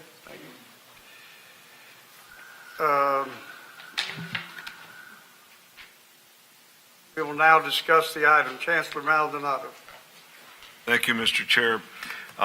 This Audit Committee Charter was presented to the board at the last meeting, and it was stepped through by Mr. Corrigan, our internal auditor, explaining the justification and the reason for the updates. The board discussed it at that time. We have not received any questions from the committee members in regards to this item, but we would be glad to answer any questions that the committee or any of the other trustees have. This is pretty much a standard we do every year, and in view of the fact we're running a little behind, if you could speed through it, we'd appreciate it. Mr. Chair, I don't think there's any differences between this presentation and the last one. Well, then, can we Corrigan, skip are they- this and just go to a vote? Yes, sir. Are there any differences? No, the substance is the same. Okay.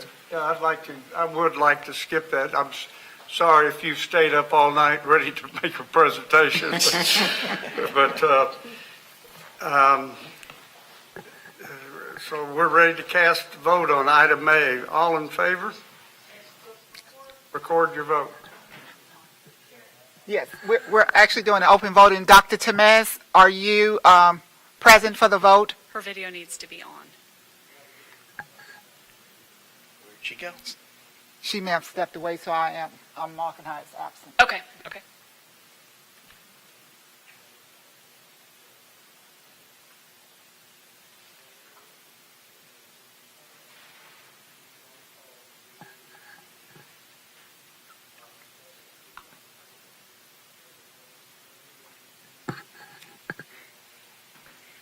Voting has concluded.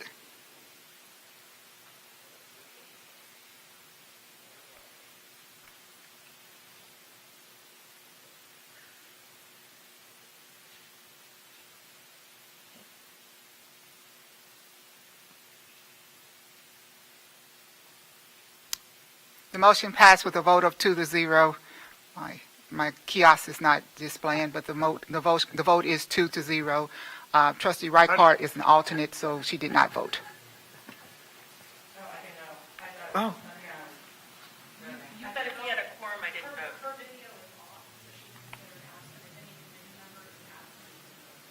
Even if we already have a quorum,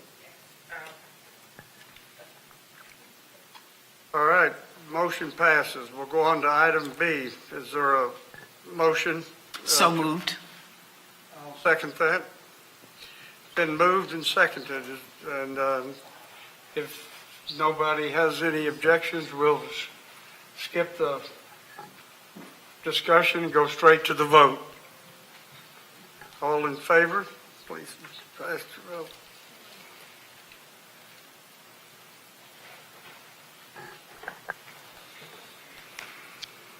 Voting has concluded. Sharon, I'm yes. The thing didn't pop up.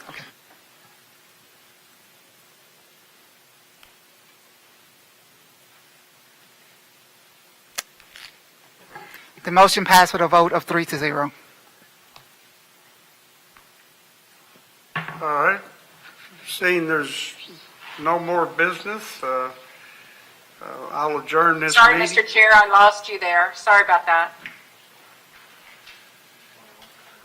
All right, if there's no more business before the committee, I'll adjourn it at 2:43. That was awesome.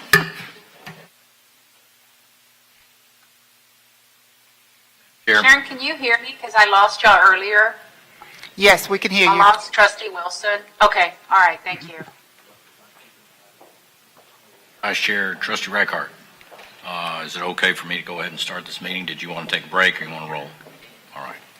Thank you. Mr. Chair, if we could just, Trustee Temez, we're moving forward now with the next committee meeting. Trustee Temez, can we hear you? Are you with us? Okay. This meeting of the Board Governance Committee for April 6, 2022 will now come to order at 2:44 p.m. Thank you. This meeting was called for purposes as listed on the duly posted meeting notice. The members of the Board Governance Committee are myself, Trustee Robert Glazer, Committee Chair, Dr. Reagan Flowers, Trustee Monica Reichart, and alternate Trustee Dave Wilson. For the record, Dr. Adriana Temez will be participating by video conference in accordance with Section 551.127 of the Open Meetings Act. Opportunity for public comments. A citizen desiring to appear before the Board of Trustees shall complete the hearing of citizen form 24 hours prior to the meeting and file said application with Board Services Office. There are no citizens signed up to speak before the Board Governance Committee today.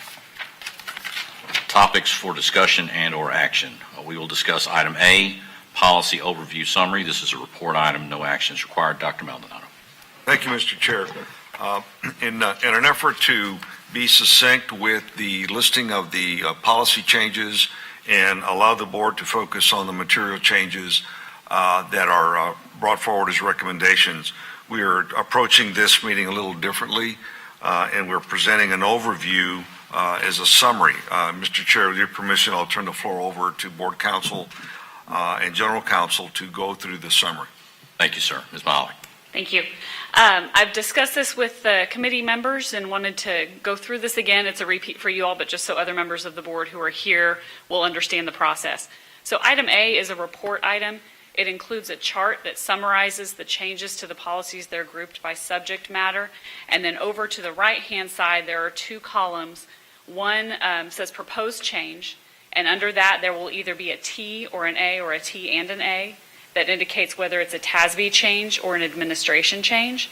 And then the third column to the right has an M for minor revisions and E for extensive revisions. And that will allow the board, just as you're reviewing it, or the committee as you're reviewing it, to put those into context and to sort of filter out which ones have more significant changes and may warrant further discussion. The purpose here was to, as the Chancellor said, streamline these meetings. Procedurally speaking, we still have each of these policies as a separate agenda item. In the event that the committee wants to make amendments or changes or pull certain policies out, it's easier to do that if they're separate agenda items. But if the committee would like to vote on, say, those policies that have minor revisions, get those out of the way, and focus on those with extensive revisions, or approve all of them because you've reviewed them and don't have any questions about the changes, I've advised the committee chair that he can seek unanimous consent to consolidate certain items on the agenda into a single vote. We've done that before. If any of the other committee members have an objection or want to talk about one of those policies in more detail, they can ask the chair then to exclude that from the list. And then at that point, we don't have unanimous consent, so the chair would make a motion to consolidate the remaining policies. We would need a second, a motion to vote on the motion to consolidate, and then we could vote on those consolidated policies and then move forward with the remainder of the agenda. Thank you for that explanation. I think fellow committee members were advised of that. I assume fellow committee members have had a chance to review the rather voluminous information. If it's their pleasure, I'd like to roll all these items up and vote them forward as a single item. Of course, if we want to pull any and discuss any of them, I'm glad to do it, and I will yield to my fellow committee members as to what they would like to do at this point. I'd like to roll them up as well. Flowers, if you'd like to speak about any or all. Yes, if you can, I have questions. If you can pull B, D, E, F, G, H, J, K, L, N. And is it Nancy? Yes. Thank you.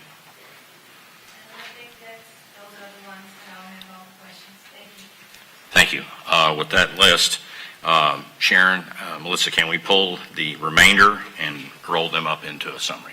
There may not be many, but there are a few, so. Yes, and so I'm sorting through this just to make sure I've got them all.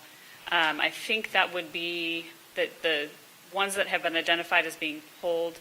The remaining policies would be A, C, I, and N. So, Mr. Chair, if you'd like to, you can make a motion to consolidate items A, C, I, and M, and then vote on those items before proceeding with the remainder. We have an N and an O also? N and O those are separate from the normal Okay. TASB All right. revisions. Those are the bylaw updates that have been So we'll- postponed and the related policy changes. And then there's an item P also, which is the report on board expenditures. So at this point, we want to roll up, did you say there was an A? There's a C, I, M, A, C, I, and M. A, C, I, and M. For correction, A is the actual report Oh, you're item, so right. it starts Right, with so B. there's no A, right, yeah. C, I, and M. C, so there's 3 items we're going to summarize. If my fellow trustees are in agreement with that, can I get a unanimous consent on that? Okay. So we'll do. Can we repeat the items? I have items C, I, is it C? C is in Charlie, Uh-huh. I is in Indigo, M is in Mary, right? Yes.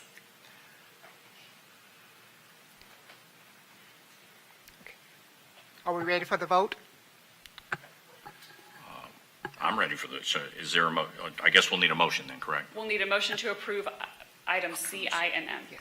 Can I get a So motion? moved. Second. All right, we have a motion and a second. Sharon, if you'd put up the vote, please, I'd appreciate it.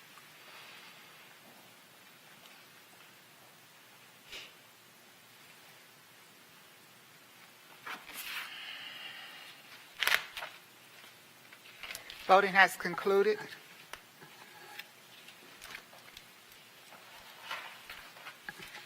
The motion passed with a vote of 3-0. Thank you. Then with that booked in, we'll move to item B, proposed revisions to CHA local site management security. I guess, do you want a presentation, or do you just have some questions you'd like to pose? We'll on need this? a motion and a second. Apologies Oh, for the that's interruption. true. Need a motion, I'm sorry. Have a motion? So moved, Trustee Reichert. Thank you. Motion is now open for discussion. Do you prefer to ask a question, or would you like a brief presentation? I think there's a brief presentation. Perhaps the question may be answered in the presentation. Okay, the revisions to this policy are, they're both on page 3. The first is that the college district shall not use force by means of a drone. This was TASB recommended change. The administration has not made any revisions to the language that TASB has proposed. And then further down that page, there's a reference to peace officer leave, which is addressed in I'm sorry, Mr. Chair, if I may. Yes, ma'am. Would it be better if, as you're going through it, that the public can see that on the screen or not? If it's possible, sure. They can't see. No, but- they're not posted for presentation. They are uploaded online Okay, as a thank part of you. the agenda material. We can do that going forward, but haven't done that in the past. But for the next meeting, I'll make sure those are available so that we can post those. Thank you. Thank you. The second change on that page is, as I said, just a reference to peace officer leave provisions that will be added to another policy that is also on our agenda today, I believe. Yes, that's item G. That was my question. So I don't know what the DEC is. Sure, and that, we'll get to that when we get to item G. It just includes 2 specific provisions for peace officer leave that were passed by the legislature and included in TASB Update 42. And so this is simply a reference to those provisions, and that's item G on today's agenda. Okay, yes, and I guess that's why I also have questions there as well. Okay, so it's referencing it to go to G. We'll get to G later, but when we get there, so there's not a current policy or anything that's been created just yet regarding mental health leave and quarantine leave for peace officers? The policy DEC is the policy for leaves and absences for all employees. TASB is recommending 2 additional changes to that have language specific to peace officers. I think EMTs are included in that. And that's being recommended for inclusion in the leaves and absence policy because that's where all of the other similar issues are addressed. I guess the confusion came, so when I go to G, I was looking for that, but it says that it shall be created or shall be developed. So I didn't know if it's been developed. It says the chancellor should be held, something about the chancellor will develop. That when I read Is that in the it was in G, so I read something, so that's just why I was confused. And that could be, it's likely that the language shall be developed is used just because it hasn't been approved by the board yet. Okay, so we already have the policy that's already been developed There is a policy, by the chancellor. There is a policy for leaves and absences that is currently in place, but in this agenda, we're recommending 2 additional revisions to that policy from TASB that are consistent with this one. So these 2 overlapped, but the recommendation from TASB was to develop those. And so the college has done that, and we're just presenting them at the same time. And then, so you'll be able to show me where it's been developed? Yes. Okay, because I can't see it. So you're referencing something, and I couldn't see what it is that the change is because it's not here. Yeah, it's on this agenda, but this is just a reference to that policy because this policy deals with the college police department. And so if somebody goes here to look for specific provisions relating to peace officer leave, this shows them that to find those provisions, you go to the other policy. I look forward to getting to that at G. Thank you. That was my question. Questions, comments? There being none, any questions from other board members present? Okay, that being said, Sharon, can you please put this up for a vote? Thank you.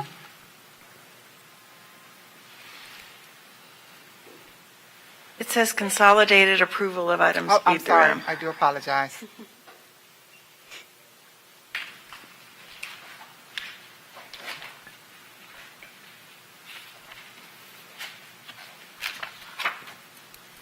It won't let me close the window. It keeps wanting me to vote on this.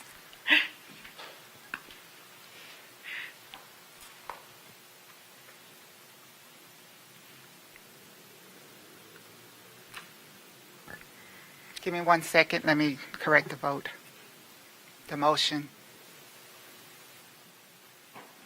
I'm for, but the thing hasn't come up. Yes.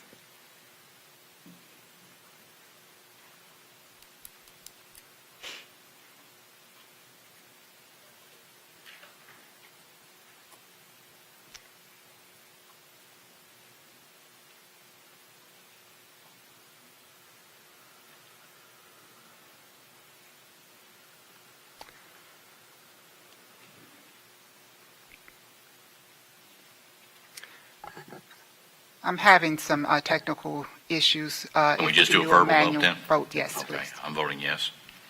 Yes for me, Sharon? Trustee Reichert, you're voting? Trustee Reichert. Oh, you yes, did, great. uh-huh. Okay, So the motion passed with a vote of 3-0. thank you very much. With that being said, we'll move on to item D as in David. Do I have a motion? Proposed revisions of CF local purchasing and acquisition of CF exhibit, a resolution that establishes the guidelines and criteria for accepting electronic bids or proposals. May I have a motion? So move. I'll second. I guess we'll have a brief presentation unless you have a specific question. If you can give a brief presentation, thank you. Sure. There are 2 changes recommended to this policy. The first is on the first page. It is an emergency exception that delegates to the chancellor in the event of a catastrophe, emergency, natural disaster affecting the college district, authority to enter into contracts for replacement, construction, and repair of college district equipment or facilities. This is an exception that comes directly from statute. It's from Texas Education Code, Chapter 44. This language is included in the next agenda item as well, relating to facilities and construction. So that's policy CM, which is item E. The second change to CF local is on page 3 of 4, and this relates to electronic bids or proposals. The statute requires that the board adopt policies if the procurement department will accept electronic bids or proposals, and so in order to accomplish that, the administration has prepared the resolution that's attached to this agenda item, that provides those procedures for board approval. Okay, thank you. This refers to, it says the TASB update 42? Yes. All of these. So can you explain, what does that look like? I guess it's one update that's a blanket of everything, because we don't have a copy. I know that at one point I requested that, I think general counsel gets it, I think, and that they send me the updates when they get them, but that happened once and it stopped. I'll follow up on that. TASB sends out updates, I think it's twice a year? Yeah, twice a year. They're about 600 to 800 pages long, and so the administration, breaks those into chunks and presents them to the committee for approval. Pursuant to our previous discussions as to how we're going to present these to the board, in places where the administration is recommending something that differs from what TASB is recommending, we'll make sure that's clear in the document and provide additional information on those. But this is all part of the TASB Update 42, which came out in when was the date? I think this came out in December. I think their updates come in December and June, and I think this one was from December. Right, and so I guess I'm assuming that, and I don't like to make assumptions, but I don't have the document, so you pull out of the 300-page document of changes, and ours is specifically, these changes are specifically related to number 42, whatever that is. And so that in there's something specifically just related to this particular policy here. So TASB, when they send out those updates, they will send a copy of the model policy, and it is redlined to show the changes that they're recommending to that policy. And so then the administration, the Office of General Counsel, compares that to our existing policy, because we do have some differences between our policy and the TASB model policy. And they, work through those, put the revisions into a red line, submit those to TASB, make sure TASB is comfortable with that, and then present them to the committee for approval. Okay, thank you. That's my question. Thank you. Any other questions from committee members or the board members? There being none, can we move this to a vote, please?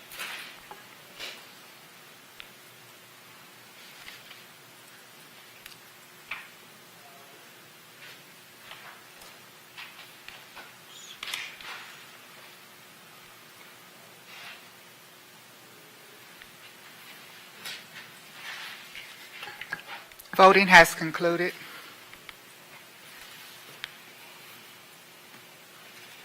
The motion passed with a vote of 3-0.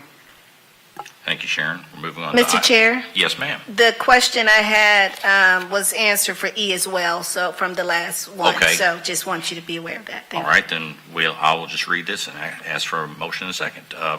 Item E, proposed revisions to CM local facilities construction. May I have a motion? So moved.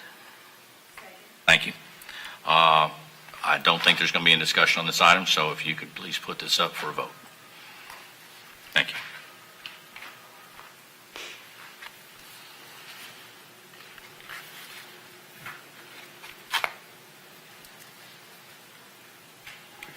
Voting has concluded. The motion passed with a vote of 3-0.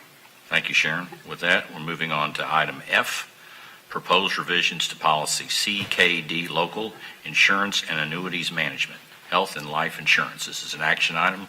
I'll need a motion, please. So moved. Second. Yes, Mr. Chair. I don't know if you're reading what answer this is. Maybe a question that's to the chancellor. I was trying to understand. It was confusing to me because it says that if an employee is not working in the state, and I'm thinking if we're a college in Houston Community College, that our employees work in Houston for Houston Community College, and so I couldn't understand, do we have a certain percentage of Houston Community College employees that work in other states? Or are we talking about full-time, part-time consultants? What is considered an employee, I guess? Yeah, this has to do with eligibility for participation in the Texas Employees Uniform Group Insurance Program. You're correct that HCC does not have any employees to whom this provision applies, but TASB's recommended this for inclusion in the policy to clarify the eligibility status for that particular program. But HCC does not have any employees to whom this provision applies. Okay, yes. I believe the genesis of this was due to COVID, as some employees were working remotely, and this covers that circumstance, right? HCC does not have any employees working outside of the state, and outside of the area that we know of. Okay, so I'm just wondering, thank you, Chancellor. So we're making this change at their recommendation, but we've never had that situation, but we need it in order to, in case we need to qualify for group benefits. Is there a way that we write the policy a little bit more specific to we're in the event, or, I mean, because it's written as if this is a practice, I guess, and so that's why I was confused. You know, I can go back and work with General Counsel and TASB if we want to clarify that currently, add some language to clarify that currently there are no employees to whom this would apply, but then include it in the event that occurs in the future. We could certainly explore whether TASB would be comfortable with us making that change to the proposed language. I would appreciate it. I think, I won't always be here in this seat, but anybody, if I read it and was confused, for the next person, whoever reads it, I will want it to be clear, because when I read it, I said, wow, I didn't know we had, employees working in other states for Houston Community College. So that's how it's written, but it's to qualify for this in case, Correct. And I get it, but yeah, thank you. Mr. Chair, Chancellor, with our move towards virtual, it's a real possibility that we're going to have some of our staff even like a little bit of the time working out of state, right? I mean, are we going to have to go back and change it if we, because we've talked a lot about going online and that sort of push and that sort of impetus. I'd rather not have to redouble the work. Well, I think it depends on how fine we can slice this. If we have a faculty member that is going to spend a month or 2 months in Colorado, and they're able to teach online, then this would apply. If we're not going to prevent them from teaching online, but if I have to think through, and I haven't spoken to Izzy on all of it's a little more complicated than just this one issue, right? There's also healthcare and other things that would be considered. There are some colleges that do employ people out of state, and certainly universities do. So I can't foresee we would ever come upon this, but I don't know. I can't. But as it's written now, it's broadly enough to cover those. Yes. It's written broadly enough to cover those possibilities. That's correct. Well, correct. Okay. And 75% is a pretty high threshold. Yeah, if I could, I think as I understood the request for clarification, it was to include language in the policy to state that we do not currently have any employees. And so that wouldn't change the eligibility. I don't think that we have the authority to change the eligibility criteria. I think that's set. Right, but if we get one employee, we have to go back and change the policy if that happens because of, we're going to have to change the policy when we know it's a potential possibility with online learning and folks potentially teaching out of, so would we even have to change the policy before we hire the person? Or, this just seems like it's written broad enough to cover those potentials, those real potentials as we're moving towards online learning,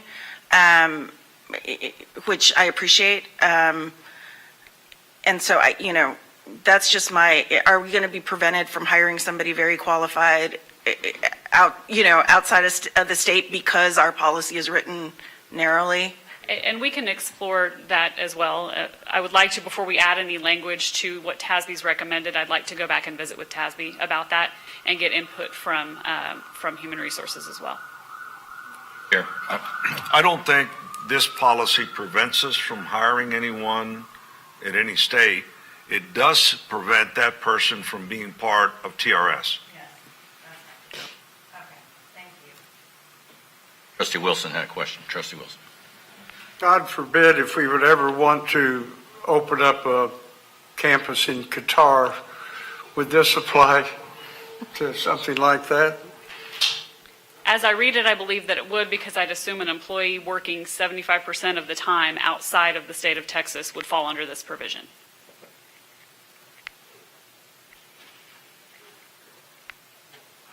Further comments or discussions? Did we want to vote on this? Did you want to pull this to review it? I'm happy to review it and go back and talk with TASB. If that's what the committee wants us to do, we'll need a motion to postpone to the next Board Governance Committee meeting. Mr. Chair, I'd like to make a motion to postpone this item. This is item F until the next committee meeting. I'm fine with that. I'll second that motion. Thank you, Mr. Chair. And we'll bring this back at the next, you'll be able to come back to the next regularly scheduled Board Yes, Governance Committee meeting? Which will be in May. Okay. Need to vote on that, right? We'll need to vote on that, yes.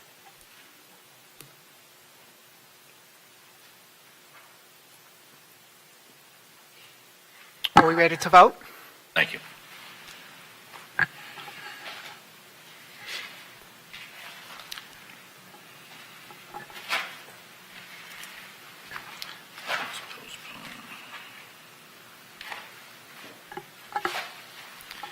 Trustee Reichert.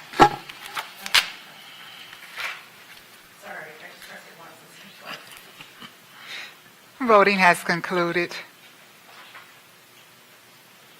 The motion passed with a vote of 3-0. Thank you. Moving on to item G. This is an action item. Proposed revisions to DEC local compensation and benefits, leaves, and absences. May I have a motion? So moved, Mr. Chair. Second. Thank you. Ms. Mahalik. Okay. We mentioned this briefly in an earlier agenda item. The changes to this policy are on page 3. Both of these are statutory updates from the recent legislative session, so they're added exactly as they are in the statute and exactly as TASB has proposed them, with one exception. The first section is mental health leave for peace officers. This requires mental health leave. The 5 days is highlighted because TASB, when they proposed this language, left that blank. The statute requires it, but gives institutions some discretion in how much time to allow there. So in looking at sort of what peer institutions have done, industry standard, things like that, 5 days is what the administration has recommended. That's consistent with what other institutions are doing. This also states that the chancellor shall develop regulations. Those would be administrative regulations outside of the local policy. So we've got legal policies, local policies, and regulations. These would be in the regulations, and that would set forth the criteria under which an officer would be eligible for leave under this policy. The second change to this is quarantine leave for peace officers and emergency medical technicians. Again, this is required by statute, and also includes language that requires the administration to develop regulations that would again be most likely in DEC regulation, I'm assuming. And so the administration is working on developing those. Questions? Committee members? Trustee Flower. I'm sorry, I keep trying to pull it up and it's bringing up another document. I think maybe it's here now. Okay, fantastic. So you just mentioned, so we're here at G, and you talked about the policy, I guess, that you're referencing? Yes, it's DEC local, and the changes are on page 3 of 6, both changes. There are 2 sections that TASB has recommended adding. They've been adopted as recommended by TASB with the 5 days included at the administration recommendation. That's why that's highlighted in yellow.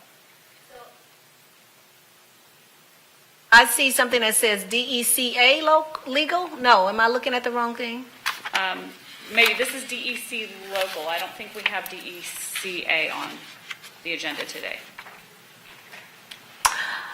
Okay, so are you on page 3? Page 3 of DEC local, yes. Okay, see, you see under number 3, in each case, medical certification shall be made. Are we on the same place? Yes. And then it says DECA legal. Yes, that's existing language. That's not a change that we're proposing. The change that we're proposing follows that. It should be in blue. Yeah, I see that. Okay. And it says that the chancellor shall develop regulations regarding mental health leave. See, this is what's confusing me, and that was the same thing that was confusing me. I was trying to see the regulations that were developed. They have not been developed yet. I think I'll defer to the chancellor on this. I believe they're in the process of developing those, but typically when TASB local policy says the administration shall develop regulations, those will appear in the regulation that is attached to this local policy. Okay, and so then the concern is, do we vote on something if we don't see the regulation? We're saying that there's a regulation that's going to determine, and it's going to address those 4 points, but we don't have anything to see that that is done. So we're voting on something that's in process of getting created, and it's not created yet. So is that standard procedure? Yes, that is standard procedure. These are items that the board is delegating to the administration, and the statute is requiring be delegated to the administration. Oh, I'm sorry, that's not my question. No, I know it's the administration's job. I'm sorry. I'm saying the chancellor's he's going to make it, but it's not done yet. So if we're making a vote and it hasn't been done yet, should we not wait until it's done before we vote? We know we're delegating it to the chancellor. That's up to the committee. This is typically how we've approached these situations. When TASB makes these recommendations, they're done simultaneously. I don't know right now what stage this regulation is in. The regulations that are related to these policies are in the process. Izzy, I understand, and I have been discussing these in general counsel. I don't know how close we are, whether it's 2 weeks or, Ms. Anderson, can you give us how close we are to developing those regulations? May I ask also, this says shall develop, not has developed, right? So the policy is saying he's going to develop, not that he has developed, right? That's correct, and it's also worded that way because it is an administrative regulation. They have the ability to go in and revise and amend those as needed. For the record, I understand that. Thank you. Yeah, our protocol has usually been that after the board approves the local policy that mandates or states that the administration will develop or shall develop the regulation, then we do concurrently start working on that. It doesn't always land around the same time, so I would expect that this would come to the Chancellor's Council, April? If not at the end of April, definitely no later than May. Thank you, Izzy. Thank you, Chancellor.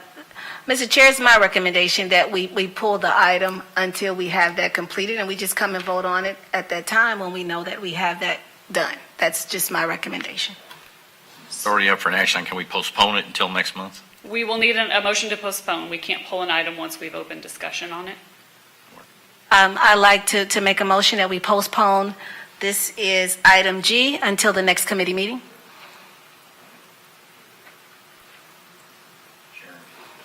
Vote, please. We need a second. Oh, I'll second.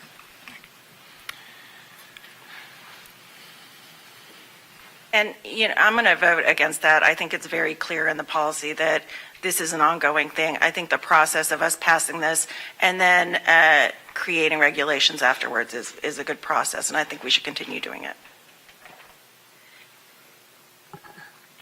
Are we ready for the vote?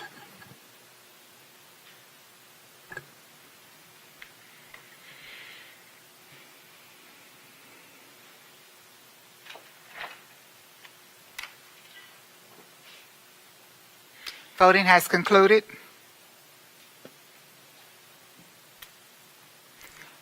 The motion passed with a vote of 2 in favor, 1 opposing.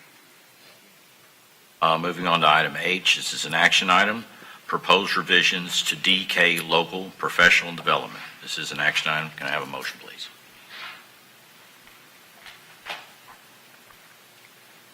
So moved. Second. Thank you. Chair, my question was answered for this particular item. All right, if there's no further discussion from any committee members or the board members, Sharon, please put that up for a vote.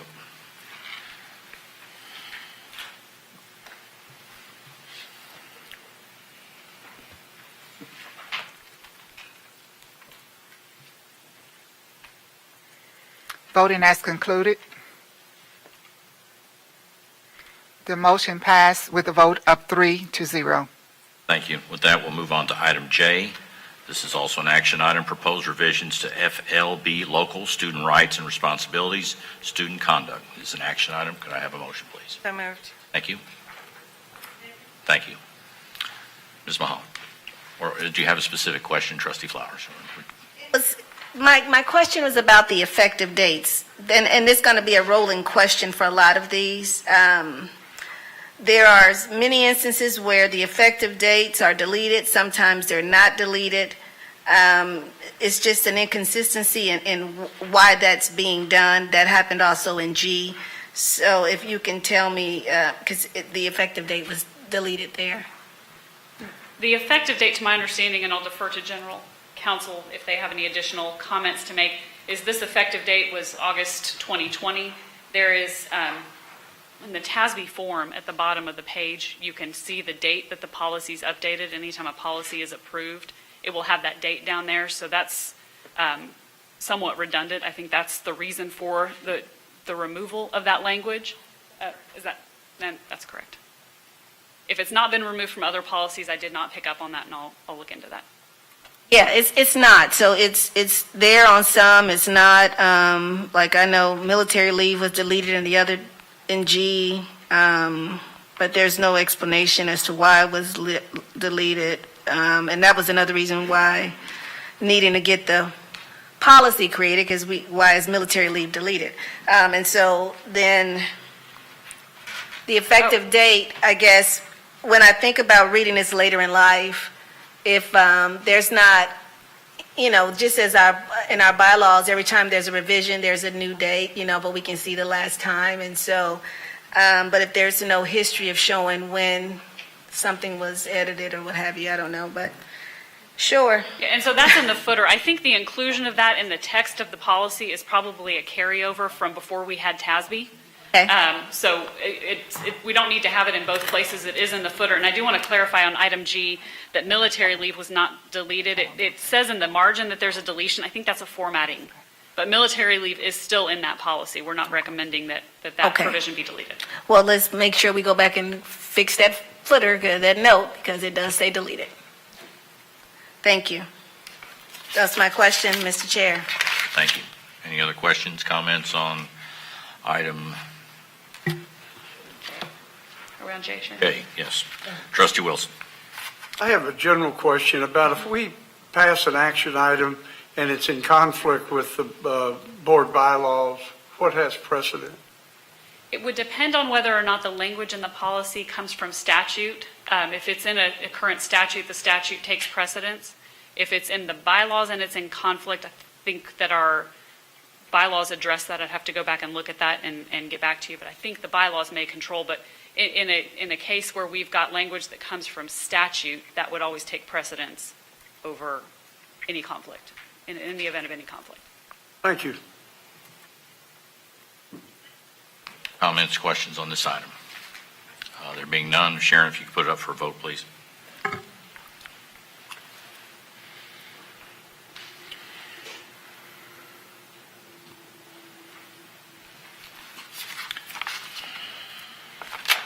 Voting has concluded.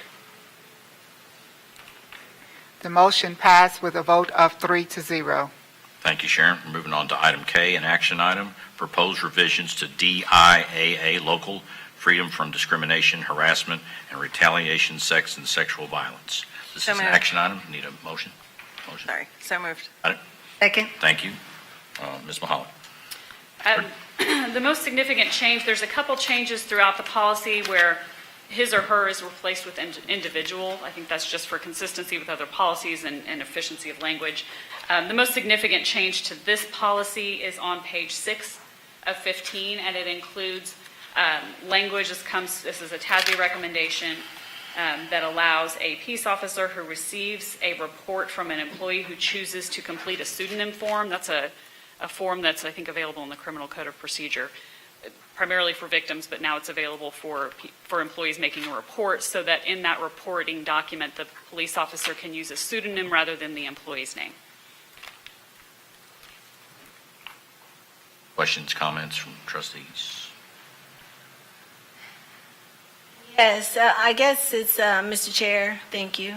It's, guess it's just written in such a confusing way for me.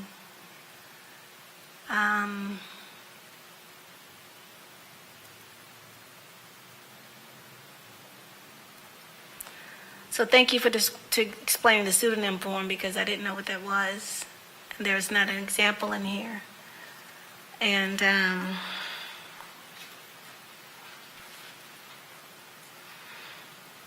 And that's a document, I believe, that the police department has and provides to victims and employees when making reports if they want to do that. so I guess the question is, if the victim decides not to complete, I guess, the pseudonym form, so then it's as if, so the peace officer doesn't have to report it if No, they don't? Or? They still have to report it. This only addresses whether or not the individual who fills out the pseudonym form, whether or not their name will be used in the report, or whether a pseudonym will be used in place of their name. It's a confidentiality provision. Okay.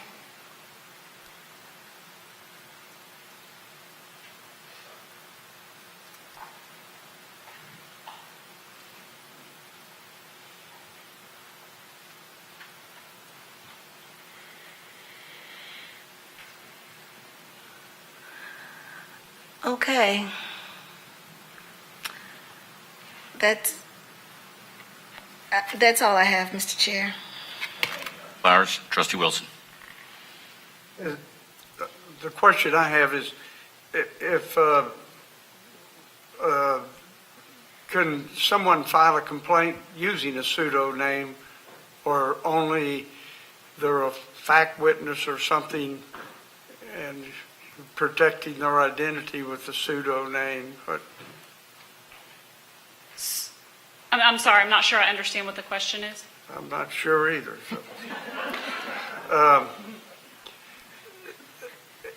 Can someone file a complaint using a pseudonym? You can someone can file a complaint anonymously. There is a tip line that the college has where employees or people can go and submit anonymous complaints. This wouldn't apply in those situations, because this is where somebody comes forward and makes a complaint and says, I would like for my name not to be included in the report, and then they complete the pseudonym form, and that's used in place of their name. So there would still be a record in that case of the person who made the complaint. It just wouldn't be included in the report. And the police officer wouldn't be able to release the information identifying the person who made the report. Thanks. Questions, comments? There being none, Sharon, if you could put that up for a vote, please.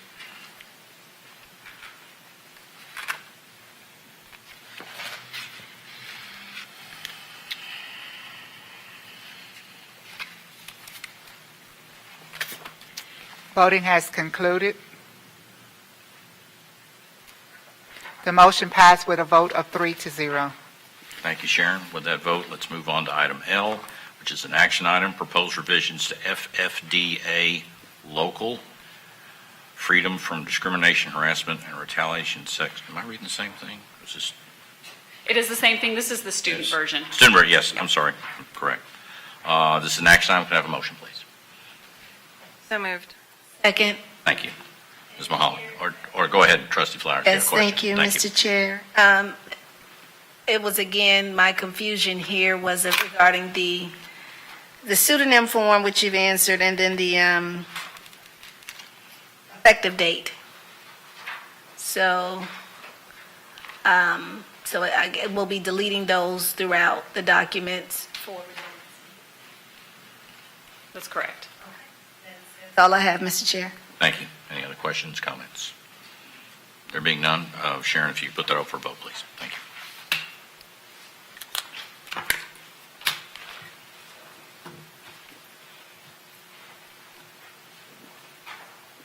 you. Voting has concluded. The motion passed with a vote of 3-0. Thank you, Sharon. We've already voted on M, so we moved on to item N as in Nancy. This is an action item, approve proposed revisions to board policies BBF local, BBFB local, BCC local, and BFA local. And, Mr. Chair, if I could make a suggestion, these, the policy changes in item N are those that are proposed to go along with the proposed changes to the board bylaws, so it may be easiest to vote on those and discuss those at the same time, because if they're both, if one's approved, the other should be approved. If they're not going to be approved, then neither should be approved. This is N and O, is that correct? N and O, correct. I'll ask for a consensus on putting N and O as combined items to vote on, and we can discuss at this point. So moved, motion to combine N and O and vote on those together? And we don't need a motion, actually. If there's unanimous consent Okay. and nobody objects, All then right. we can just proceed. Then we'll do that, and if we could have discussion now at this point, we'll vote on these together. So the changes that are recommended in item N are consistent with those changes that were proposed to the bylaws, I believe, in January. There were a couple of provisions that were highlighted at the time that were in the bylaws but not in policy. So these changes will incorporate those so that nothing is lost in the event that these changes are approved. So a lot of the changes that you'll see throughout these pages are simply a removal of a reference to the bylaws where that language would no longer exist. There is on page 3 of policy BBFB local includes the language from the bylaws on the limits on repayment of personal loans. And then the next page includes the language on campaign finance reports from the bylaws. And then there's some language in BCC regarding referencing board council guidelines that was also moved from the bylaws. And I believe that covers the significant revisions to the policies. And the bylaws we've discussed a couple of times, so I will happy to go through those again unless you would just like to ask Any any questions. specific questions? Yes. Trustee Flowers. So I have a concern about, I guess, ethics with Article A. You know, I continue to see in bylaws and in training, about ethical practices related to bribery and abuse of office and things of those natures, but there's nothing in there about romantic or sexual relationships that jeopardizes the college or serves as a conflict of interest or malfeasance. And so I feel that given the current climate, we need to put something in there around ethical behavior there. And I believe that there may be, is there a TASB policy on consensual relationships? There is, okay. I've seen some policies with other institutions addressing that. I'm not sure if that comes from a TASB update, but I'm happy to visit with General Counsel about incorporating that. We can do that if the board wants to approve these today. We could do that at a later date. I think General Counsel says they're developing something along those lines. If it was in a policy, that would apply to board members as well. And we can make sure that that's clear in the policy, but I'm happy to explore that with General Counsel. I see. Well, I feel that it's a very important matter, and of course, I'm one vote, but I just can't see voting to approve ethics and all these revisions, and given the current climate and all that we're up against, that we're not putting anything as a show of response to what we're going to do different moving forward ethically as a board. So I would move that this is pulled, at least this particular change here, recommended change for under ethics, until we can get policy that reflects the bylaws, that they could be congruent, I guess. So if we want to postpone, are you making a motion to postpone all of We can continue to go through. My motion would be to, postpone this revision, acceptance, anything with ethics. If we're not going to put anything in there to address what we're dealing with now, then I don't see how we can approve this portion of any policy or bylaw change related to ethics.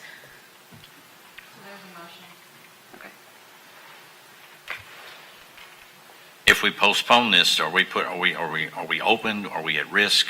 of not having policy in place at this point? I know we postponed from a prior period to this one. Are we still covered with existing policy at If this this is point? postponed, then everything, I'm sorry, I didn't mean to No, go ahead. interrupt you. You're going to answer If this is that. postponed, then everything exists in its current form. So there is no risk because everything's currently in the bylaws and/or the policy. So there would be no risk in postponing it. Mr. Chair, I'm ready to vote on this. We've postponed it several times already, and I think that's a separate discussion, an important discussion we have to have with this development of this policy. I don't want us to rush it. I want it to be right, and I want our focus to be on that. But I feel that's something to come later, and I'm prepared to vote on this because this is going to have to go in front of the entire board anyway, so we're going to have another discussion about it as well. And General Counsel, for clarification, they are developing something currently. Right, And right. if we want to include a reference to that in the Statement of Ethics, the Code of Conduct for board members, we can absolutely do that. I would like to, if we're going to do that, I'd like to wait until we have that policy developed so we can see what it looks like and how we want to go about incorporating that. But that's something we can Yeah, certainly do. I don't want to wait. I mean, Dr. Vanderbilt-Stallworth worked so hard on these revisions, and I really appreciate her work on this, and I think it's time to get this done. I tend to agree. Let's move this to the full board vote, and we can add what Trustee Flowers is talking about at a later date, but I want to keep that on the front burner, that what the topic she mentioned, so that we can have it first and foremost and have it addressed by the committee and then the full board at a later date. Mr. Chair, if Yes, I ma'am. may, I understand on one vote, and I know that I'll be voting no, and you two will be voting yes, and it will move forward, but understanding that Vanderbilt Stallworth, Trustee Stallworth, she worked very hard on this, which I was trying to get it passed, was it February, and nobody would vote for it. And even then, there was nothing in here that was added about sexual misconduct or ethical behaviors of trustees in that way. And so it's not about rushing, it's about doing things the right way and showing the faculty, the staff, and the community that we're responding and we're doing the work to make things better as a full board to do what we're supposed to do. So surely they can vote yes, I'll be voting no. Thank you so much. And if I could respond briefly, regardless of how the vote turns out, we will address that and bring something back to the committee. Sure, thank you. Trustee Vanderbilt-Stallworth. There may be a way to add an amendment to Article A and then work toward defining clearly what that looks like in policy. When I approached this, we were taught in one of our board trainings out of ACCT that there are the three legal responsibilities of a nonprofit board: the duty of care, the duty of loyalty, and the duty of obedience. And there are definitions to those three, and those definitions speak to a fundamental construct for creating then the policies that should work. So the duty of care is the level of competence that is expected of a board member, that ordinarily prudent person would exercise in a like position and under similar circumstance. This means that the board owes the duty to exercise reasonable care when he or she makes a decision as a steward of the organization. Duty of loyalty is a standard of faithfulness a board member must give individual allegiance when making decisions affecting the organization. This means that the board member must never use information gained as a member of the board for personal gain, but must act in the best interest of the organization. And then duty of obedience. The basis for this rule lies in the public's trust that the organization will manage donated funds to fulfill the organization's mission. And the duty of obedience requires us to adhere to the organization's bylaws, to comply with the state and federal law, to be faithful to the organization's mission. They are not permitted to act in a way that is inconsistent with the central goals of the organization. So we have never included those duties in our bylaws or similar language. It may be the basis for identifying appropriate policy to address these issues. Absolutely. And fiduciary, those are the fundamental fiduciary duties of all board members. They are referenced in the beginning, the introduction to the article of to Article A, the ethics portion of the board bylaws, and incorporated and used as the basis for those code of conduct and statement of ethics that exist in the bylaws now. We can certainly revisit those and see whether we want to make any changes to those, to that language based on the information that Trustee Vanderbilt-Stallworth has provided. Mr. Chair, if I may. Flowers. Thank you, Trustee Stallworth. And those things are mentioned. It's just that we need to be very specific to what we're dealing with behavior. In this particular set of changes, before we bring it to a vote, I had some other questions beyond just the ethics portion. Regarding, violation of professional ethics and responsibility, but also the repayment threshold that's in here as well.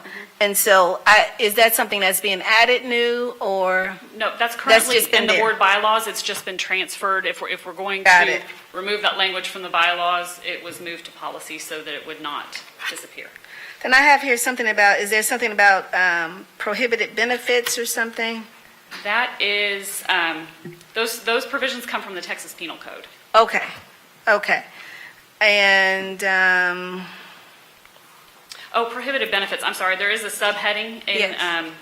where do I find? I think there is this. That is in the policy also. It's recommended for removal from the bylaws, but it's in the policy. So nothing that we're removing from the bylaws with these changes together, nothing is going to disappear. We're simply relocating it to remove the redundancy.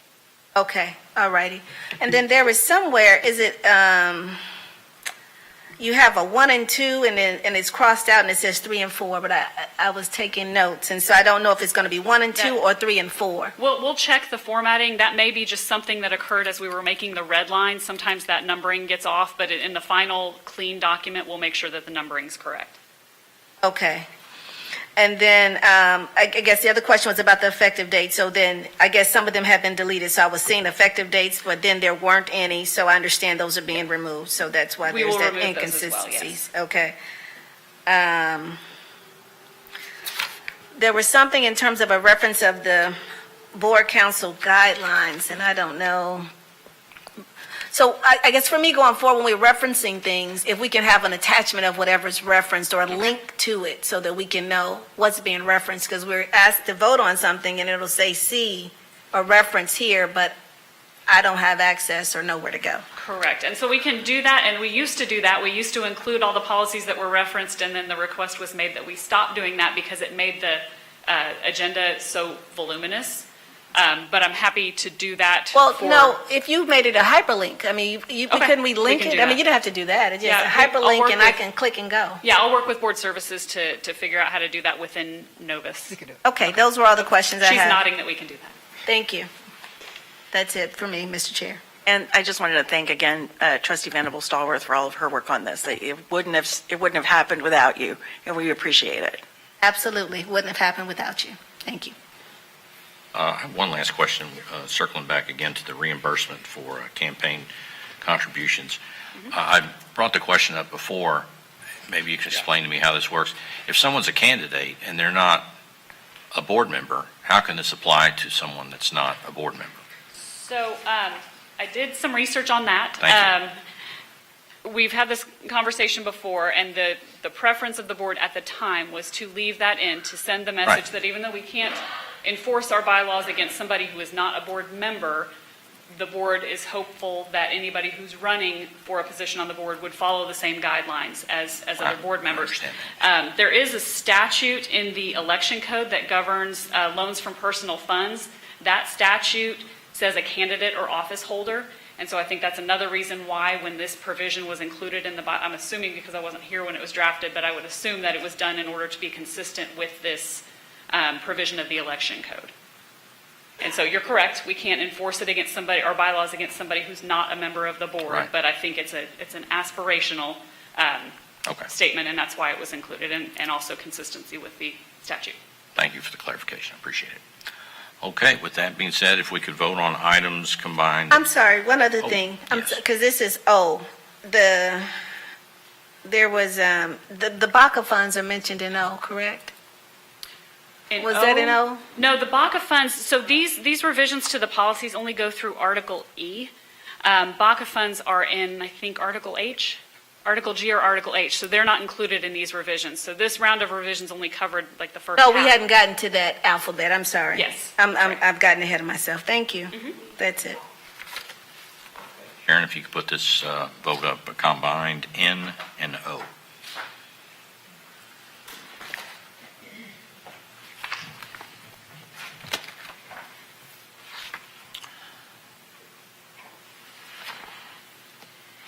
Voting has concluded.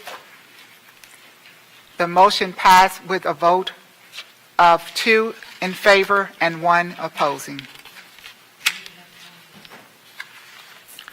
Thank you. With that, we move on to item P as in Paul. This is a report item, no action is needed. Report on board expenditures for fiscal year 2022, period of September 1, 2021 through February 28, 2022. Dr. Maldonado. Chair, you have in your Presentation packets, other than, excuse me, you have in your packets the expenditures from the board travel and the BACA funds for the period of September 1, 2021 through February 28 of 2022. Those reports, as I said, there are 3 reports included in your packet. Glad to answer any questions the trustees might have on. any questions from trustees? This is Trustee how much Monica is used, right? Not how much we have. No, these are expenditures. This is not BACA funds. This is expenditures Okay, for the okay. trustees. Okay, great, thanks. Any other questions, comments? There being none, that being the last item on my agenda, I guess I should find the script too. I don't need a script. This meeting is Trustee Chair. Flowers. Yes. I didn't have any questions about expenditures, but I do have the travel expenditures, but I do have questions about the BACA funds That on the agenda? expenses. I don't know if that's actually, is that included here? Let me see. Oh, it is, Exhibit okay. Exhibit number 2. Got it, I'm with you. I just, if you could, Mr. Chair, I'm confused about BACA funds. I'm confused about sponsorships in terms of what we're supporting as a college in the community, how we're deciding that. And I've tried to get some clarity around that, and I'm not being met with any real clear direction. And so if we could, at a future meeting, have a presentation on how we determine as an institution, what is it that the college will not support, that only trustees can support with their BACA funds, and that which the college decides to support, so that we can make certain that we're taking care of our constituents and community relationships, and just trying to help the college build those partnerships that really support student success and faculty success.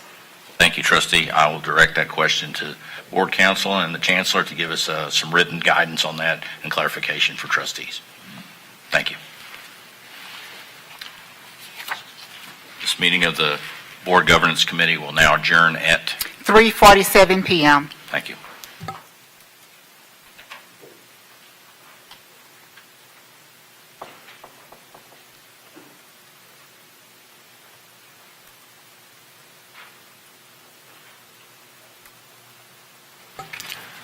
I've heard from voices above me that we are going to take a 10-minute recess before our next meeting.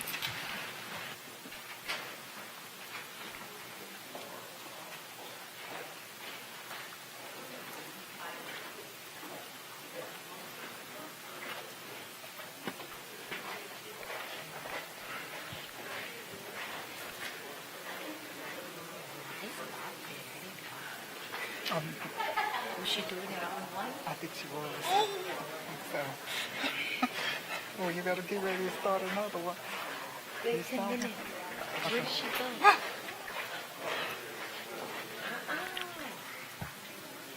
No, She pop. Huh? Okay. When they finish with that, you Yes, go Special English. Okay. Yes, sir.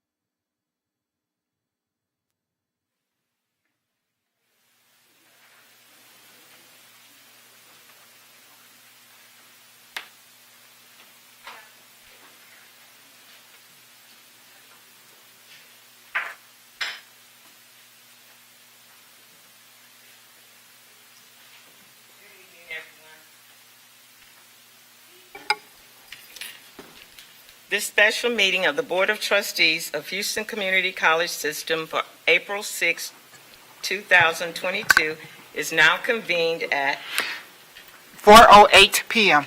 This meeting was called for the purpose as listed on the duly posted meeting notice.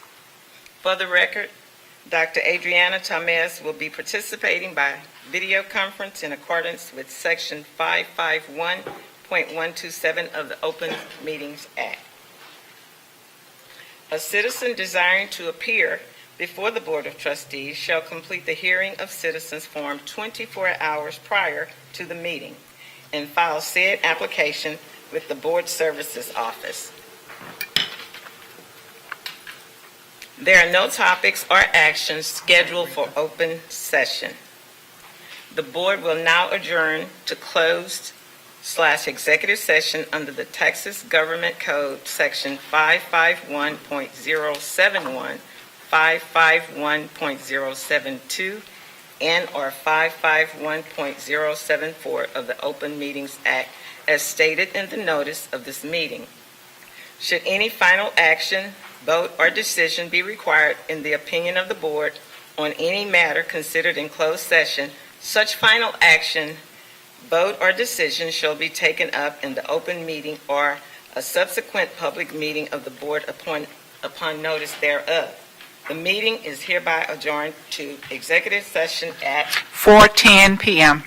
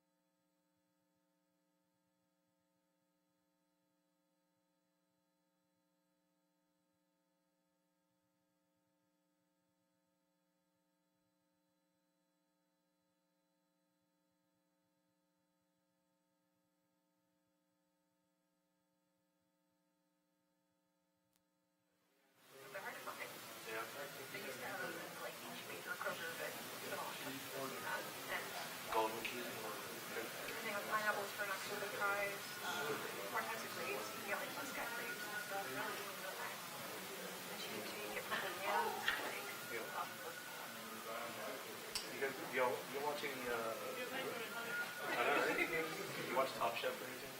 Master Chef a bit. That's really This appealing. season of Top Chef is actually filmed here in Houston. So every time they go, hey, we gotta go buy wings and stuff.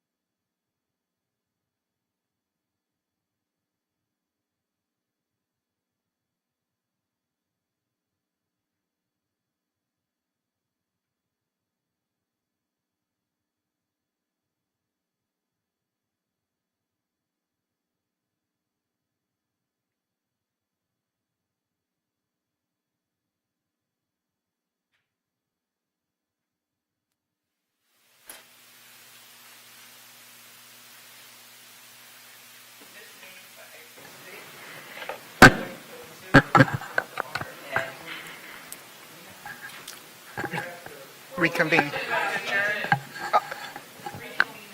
Yeah. Yeah.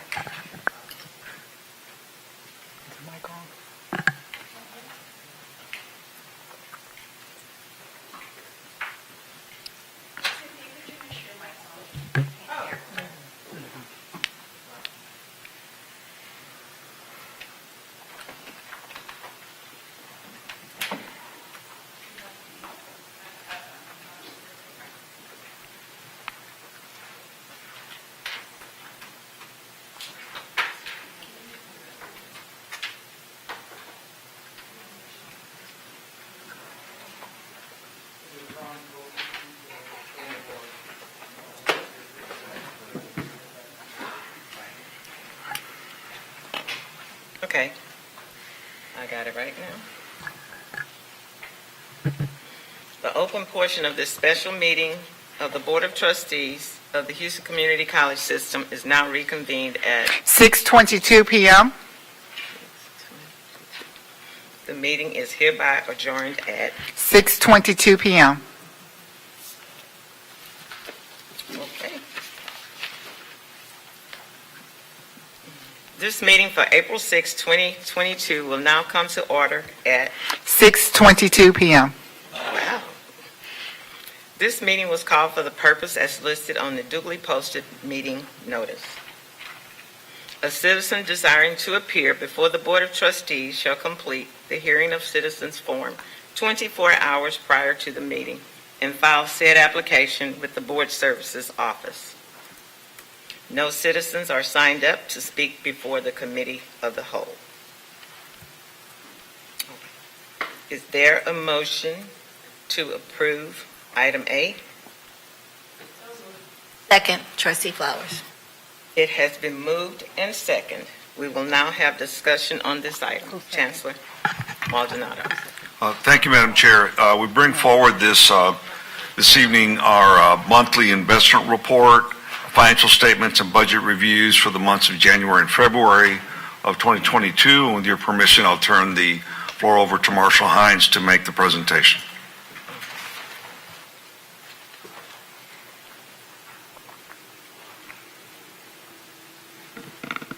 Good evening, Madam Chair, Good evening. Chancellor, Board. I want to go through a presentation for you. This is our normal monthly report. It's hard to believe that we are 50% through with the new fiscal year 22. And it's unfortunate that COVID is still around, although it seems to be much better at this time. So we're happy about that. Since we skipped the March meeting and we have no meeting in March, this will cover the report for both January and February. We're moving forward, and I'll take you through this. So with COVID still around, we're still working with that as a budget, and we're looking at how that impacts our economy and how it impacts our operations. And I think we're still doing a really great job of managing the HERF dollars that we've been able to secure and also pass out to our students. You've got the Fed's predicting a high inflation rate again this calendar year, as they did last year. We're also watching the stock market fluctuate a little bit. Interest rates are rising. And probably the biggest news I have for you tonight is with HERF 3, that we had a closure date of May 31st of this year, and so 2021. So we filed what's called a no-cost extension. We were granted that, so now we have until May 31st or June 1st of fiscal 23, or calendar 23 rather. So we get a full almost 13 months of extension, and it didn't cost us anything to do that. We don't get any more money for that, but what it does allow us to do is spend the money more wisely and bring the projects to you and not have to rush around and pay higher prices. We can still take things out to bid and design them properly and give us some time to work on that.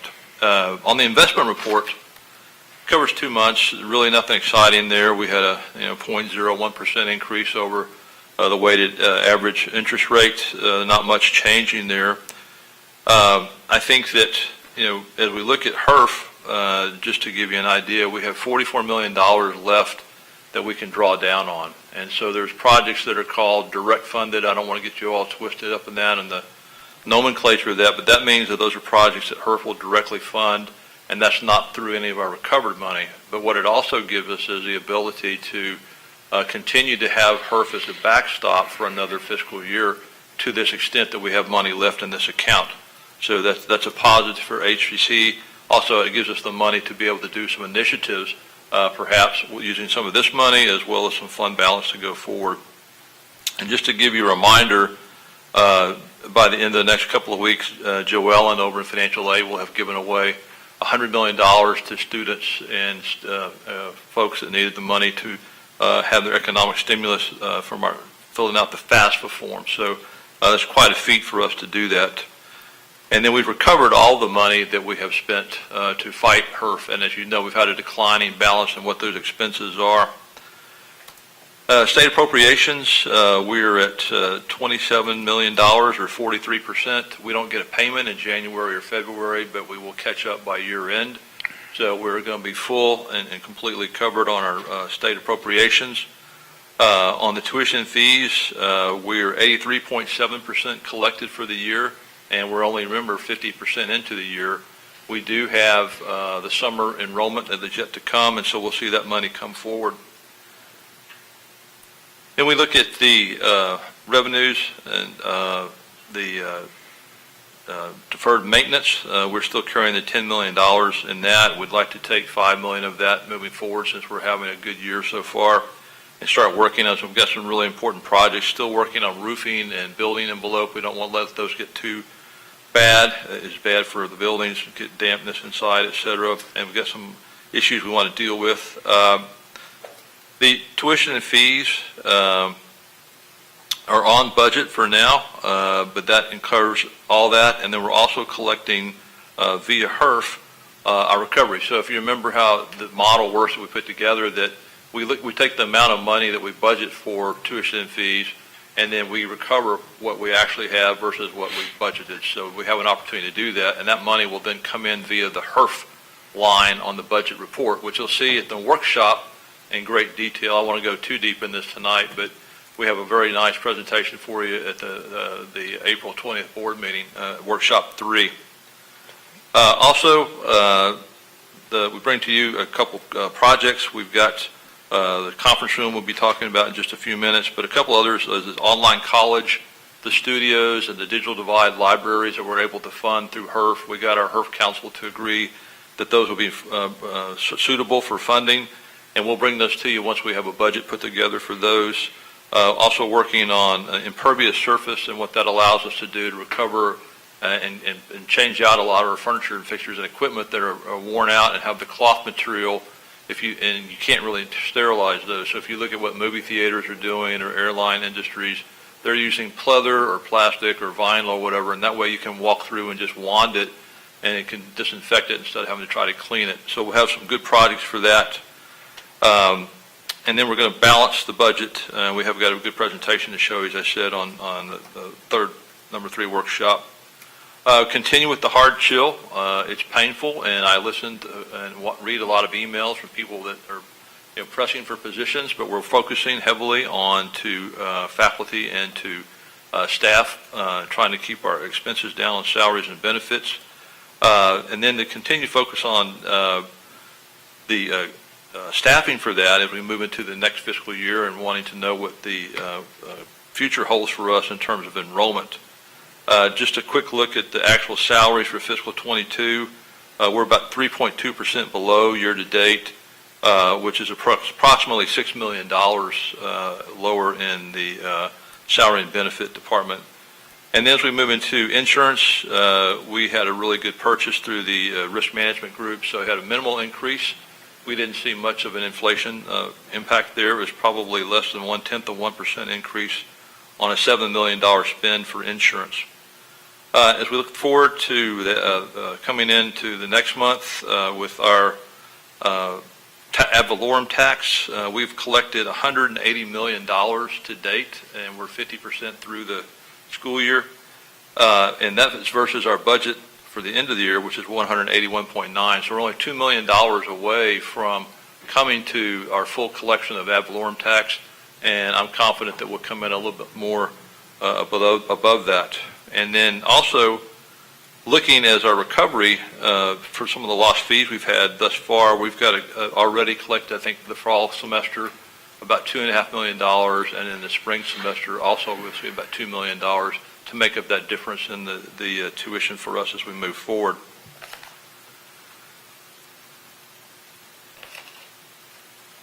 That on a different slide, or are we still referencing this slide? I'm sorry? Are we still on the executive summary? Yes, ma'am. Okay. And so beyond this, I gave you the executive summary of where we're at, and again, I'll just give you, this is page 8 out of the appendix, which I normally don't go through. But this is a good quick snapshot that's very clean. As you'll see, as I mentioned, the ad valorem tax. This is as of February 28th, but I'm talking as of April 1st, saying we're at $180 million on that. And then tuition and fees, this is also as of February 28th. And then we've got a collection through fall, spring, and if we have a little bit of a lower enrollment in summer, we'll probably collect at least $5 or $6 million from the HERF revenue in that. And so again, it looks like we're headed for a good year financially. The HERF funds are coming in. To date, we've collected as of February 28th, $12.7 million on a budget of $11 million. And then tuition and fees net, we're a little higher at 4.1 versus 3.7. So with that being said, again, feeling confident about the end of the year as we move forward. Wanted to bring this to your attention. And again, this is covering both January and February, but I'm only showing the February reports. The January reports are behind this in the appendix as well. So thank you very much. Oh, there you go. I always forget to turn the mic on. I have a question. You said that there is HERF funds to start new initiatives, right? Correct. Okay, could one of them possibly be for tuition purposes for incoming students? Even if we don't pay the total tuition and fees, but a portion just to get them into the college. And the reason I'm asking, because we were at a conference in San Antonio, and one of the colleges stated that their enrollment had increased tremendously because they used HERF funds to actually pay incoming student tuition. And I'm just wondering, could we possibly, if not pay it all, at least assist in tuition and fees? That's a very great question. I would like to answer that. Take just a minute to explain that. So we have the HERF consultant we use, Hush Blackwell, we've been using for almost 2 years now. And they have a great database now. When no one was a HERF consultant 2 years ago, today we have some really good ones, and ours happens to be one of those good ones. We've asked that question. We cannot require a student to enroll in the college to take any $1 out of any of the HERF funds, 1, 2, or 3. If they fill out their forms and the paperwork, they can take that money, whether it's $1,500 or $2,000 or whatever that number is they qualify for, they can spend it on whatever way they want to. It's really more of an economic stimulus package than anything else. And we've given away, as I said, $100 million in basically 2 years to students that, some come here, some don't, but there's no correlation that we can find in doing that. Okay, well, no, I'm not talking about us actually recruiting students, but there are times when students will come and they'll register for classes, and then hypothetically financial aid is not processed, and that first payment is due. Right. And they end up being dropped because they don't have the financial aid and they don't have the capital themselves to pay. Now that's another good, now you can ask it that way, I'll answer it this way. So what we did get approved by Hush Blackwell is that students that we have that, enroll for class and maybe, could make their first payment or didn't make any payments, we put them on a payment plan. And they pay like $30 to get on a payment plan. If they default on that, we can then reimburse ourselves from their money. We can't pay their tuition for them with the HERF money, but if they get defaulted out, we can then recover that loss that we had for that money. It doesn't help them finish college, but what it does allow them to do is they can then, even though they owe us money, and because of the way the rules are, we may not be able to let them graduate, we may not be able to give them a transcript update, but because we're collecting this, and for example, in fall of this year, we collected 2.2 million that route. In spring, it was 1.2, and we're projecting summer to be 1.6. Any of those students that had the default now get covered, their tuition covered that they owed us, or for books or whatever it is that they owed us for. Their account will now be clear, so they can then re-enroll without paying anything to move forward. If they want to get their transcript updated and they want to go reassign it, they can do that. If they want to get a diploma, they can get that. It's all covered then, and they start the new year with a clean slate. And we'll now be able to carry that into fiscal 23 as well. Thank you. So I think that's a good benefit. It's not exactly what you're asking for, but we can't really make them sign up on the front end, but we can help them out on the back end by paying off the balance that they have. Mm-hmm. Okay. All right. Thank you. Thank you. Any other questions? No, I was just going to continue your comment, was that specifically it was San Antonio College that said that that's how they increased their enrollment, because they brought in students and they advertised that they were going to get free tuition, and so that helped them.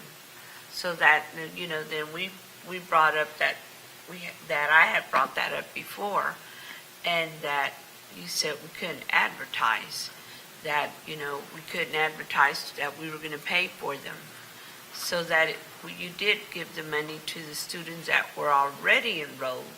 So we just wanted to go find out how can we help these students out there that don't have the money. That's one of the big reasons that they tell us that it's the finances. They can't come to the college because they don't have the finances to come.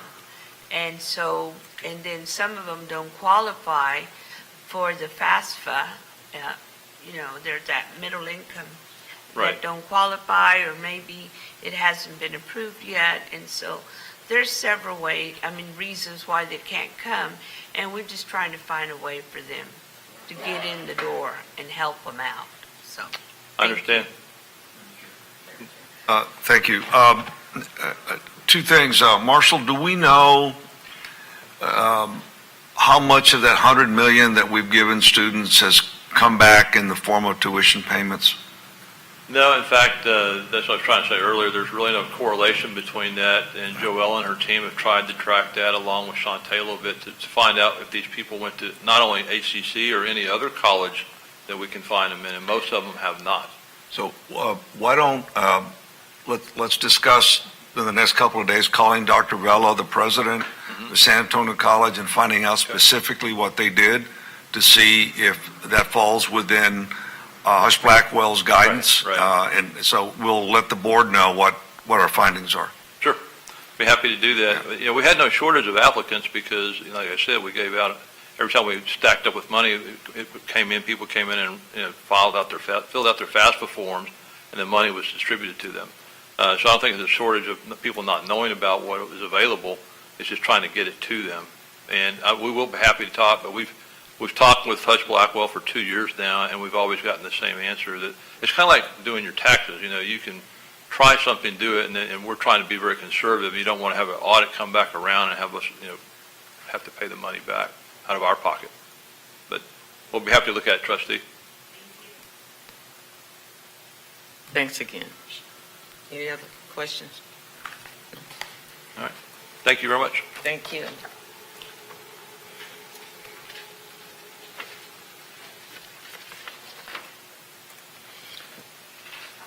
We're now ready to vote, on item A. Voting is open as soon as Sharon opens it.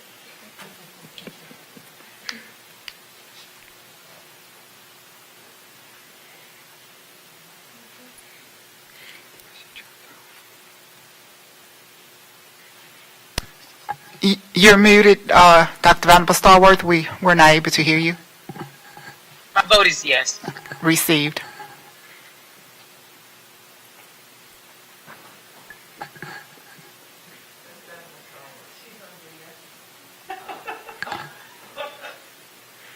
Sharon, I didn't get a pop-up, but I'm yes. Trustee Whitehart? Make certain she's on the,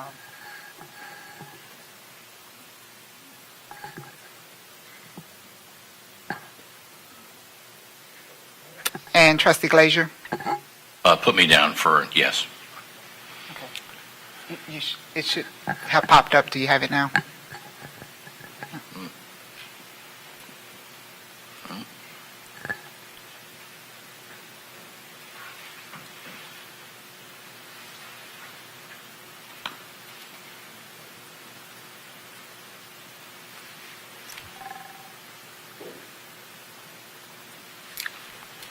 Okay. Confirm the yes for you. Voting has concluded. The motion passed with a vote of 7-0. This meeting of the committee of the whole will now adjourn to a close or executive session.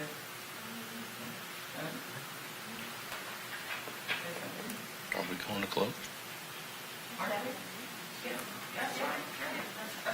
I thought Trustee Loretta was saying. This meeting of the committee of the whole will now adjourn to a close or executive session under the Texas Government Code, Section 551.071, 551.072, and or 551.074 of the Open Meetings Act as stated in the notice of this meeting. If any final action, votes, or decisions be determined in the opinion of the board on any matter considered in the closed meeting, such final action, vote, or decision shall be taken up in open session portion of this meeting or in a subsequent public meeting upon notice thereof. The meeting adjourned to closed session at 6:42 p.m. Did we skip B or? No, we're going to close session. There are Right? some, There's some legal advice. Related to B? Yes. Oh, okay. Thank you.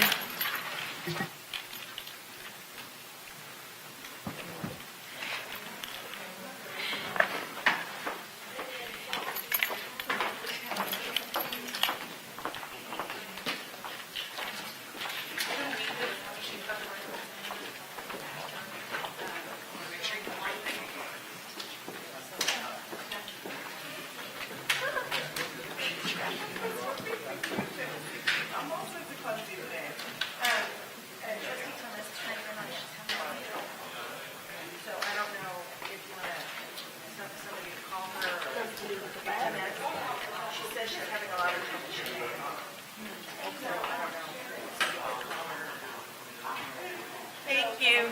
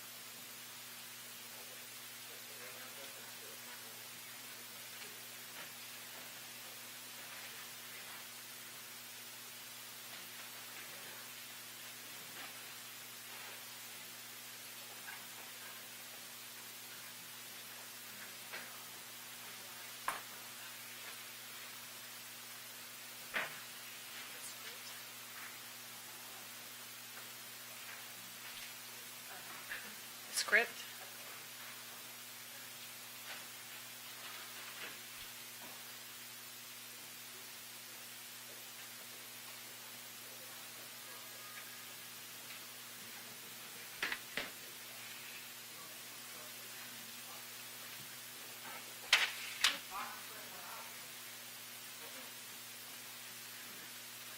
Oh, he works here. I've seen him, but I don't know. Staff. Yeah, maybe.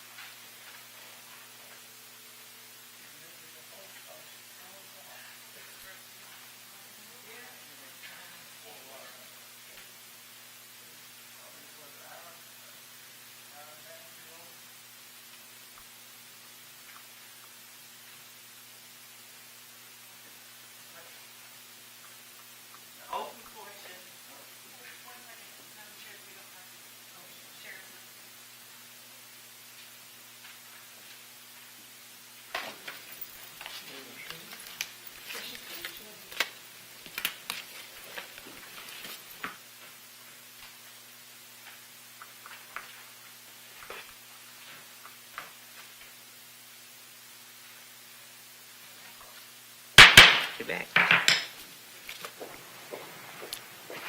The open portion of this meeting of the Committee of the Whole of Houston Community College System's Board of Trustees reconvened at 8:33 p.m. the meeting adjourned at 8:30. Are we ready to adjourn? 8:33 p.m. Are we ready to adjourn? We got two. Oh, so just have one. Okay. But we have, that's okay. Hold on, let me No, see that. no, I printed one. Give my book though. Yeah, I have two January 12th. January 12th. Thank you. Chancellor, look. Oh, no, we don't have it. All of them. Okay, I see what happened. They printed them together. It was just printed together. So we're, I think that's what happened. No? Yeah. Yeah.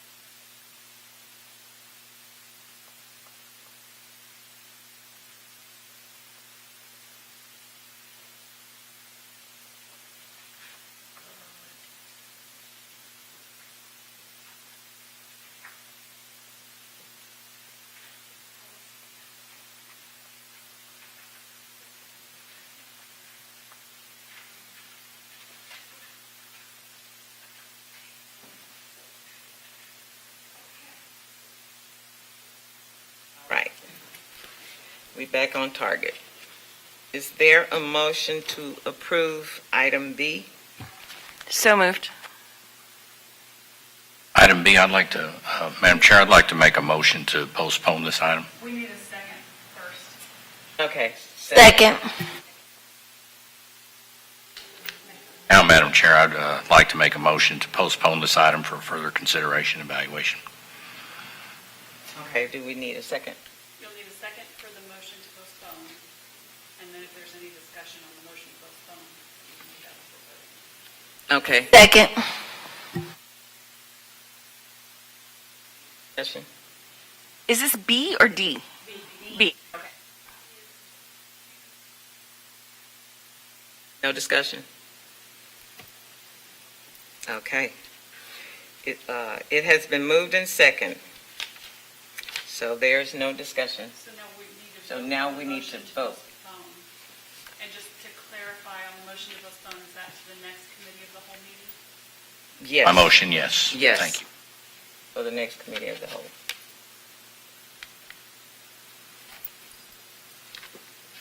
Okay, so we move to a vote to postpone.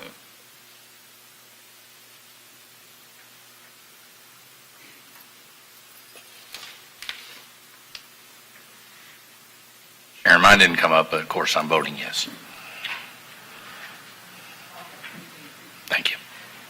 Mine is all screwed up also, and that's okay. 4, I think is how it's worded. Voted by hand. Yeah. I still got. Now we. There we go. Thank you.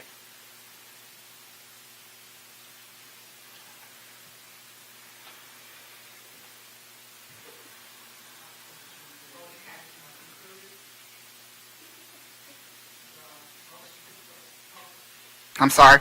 The motion to postpone passed with a vote of 5 in favor and 1 opposing. Okay. So, we're done. We will discuss item C, report on chancellor evaluation for 2021-22, including timeline and data review. This is a report. No action is required. Dr. Maldonado. Thank you, Madam Chair. In the board packet, there is a timeline for my evaluation for the current year, starting with today's meeting with the facilitator, Dr. Polonio, and the conclusion would be on the August the 20th at the board retreat.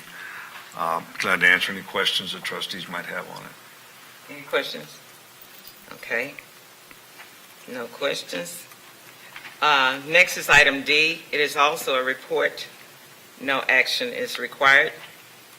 Trustees, we are looking forward to conducting the board self-assessment for 2021-22, and the attached timeline outlines tasks that would be undertaken over the next several months as part of the board assessment.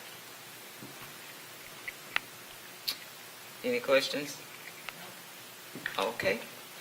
The meeting of the committee of the whole is adjourned at 8:39 p.m. good night.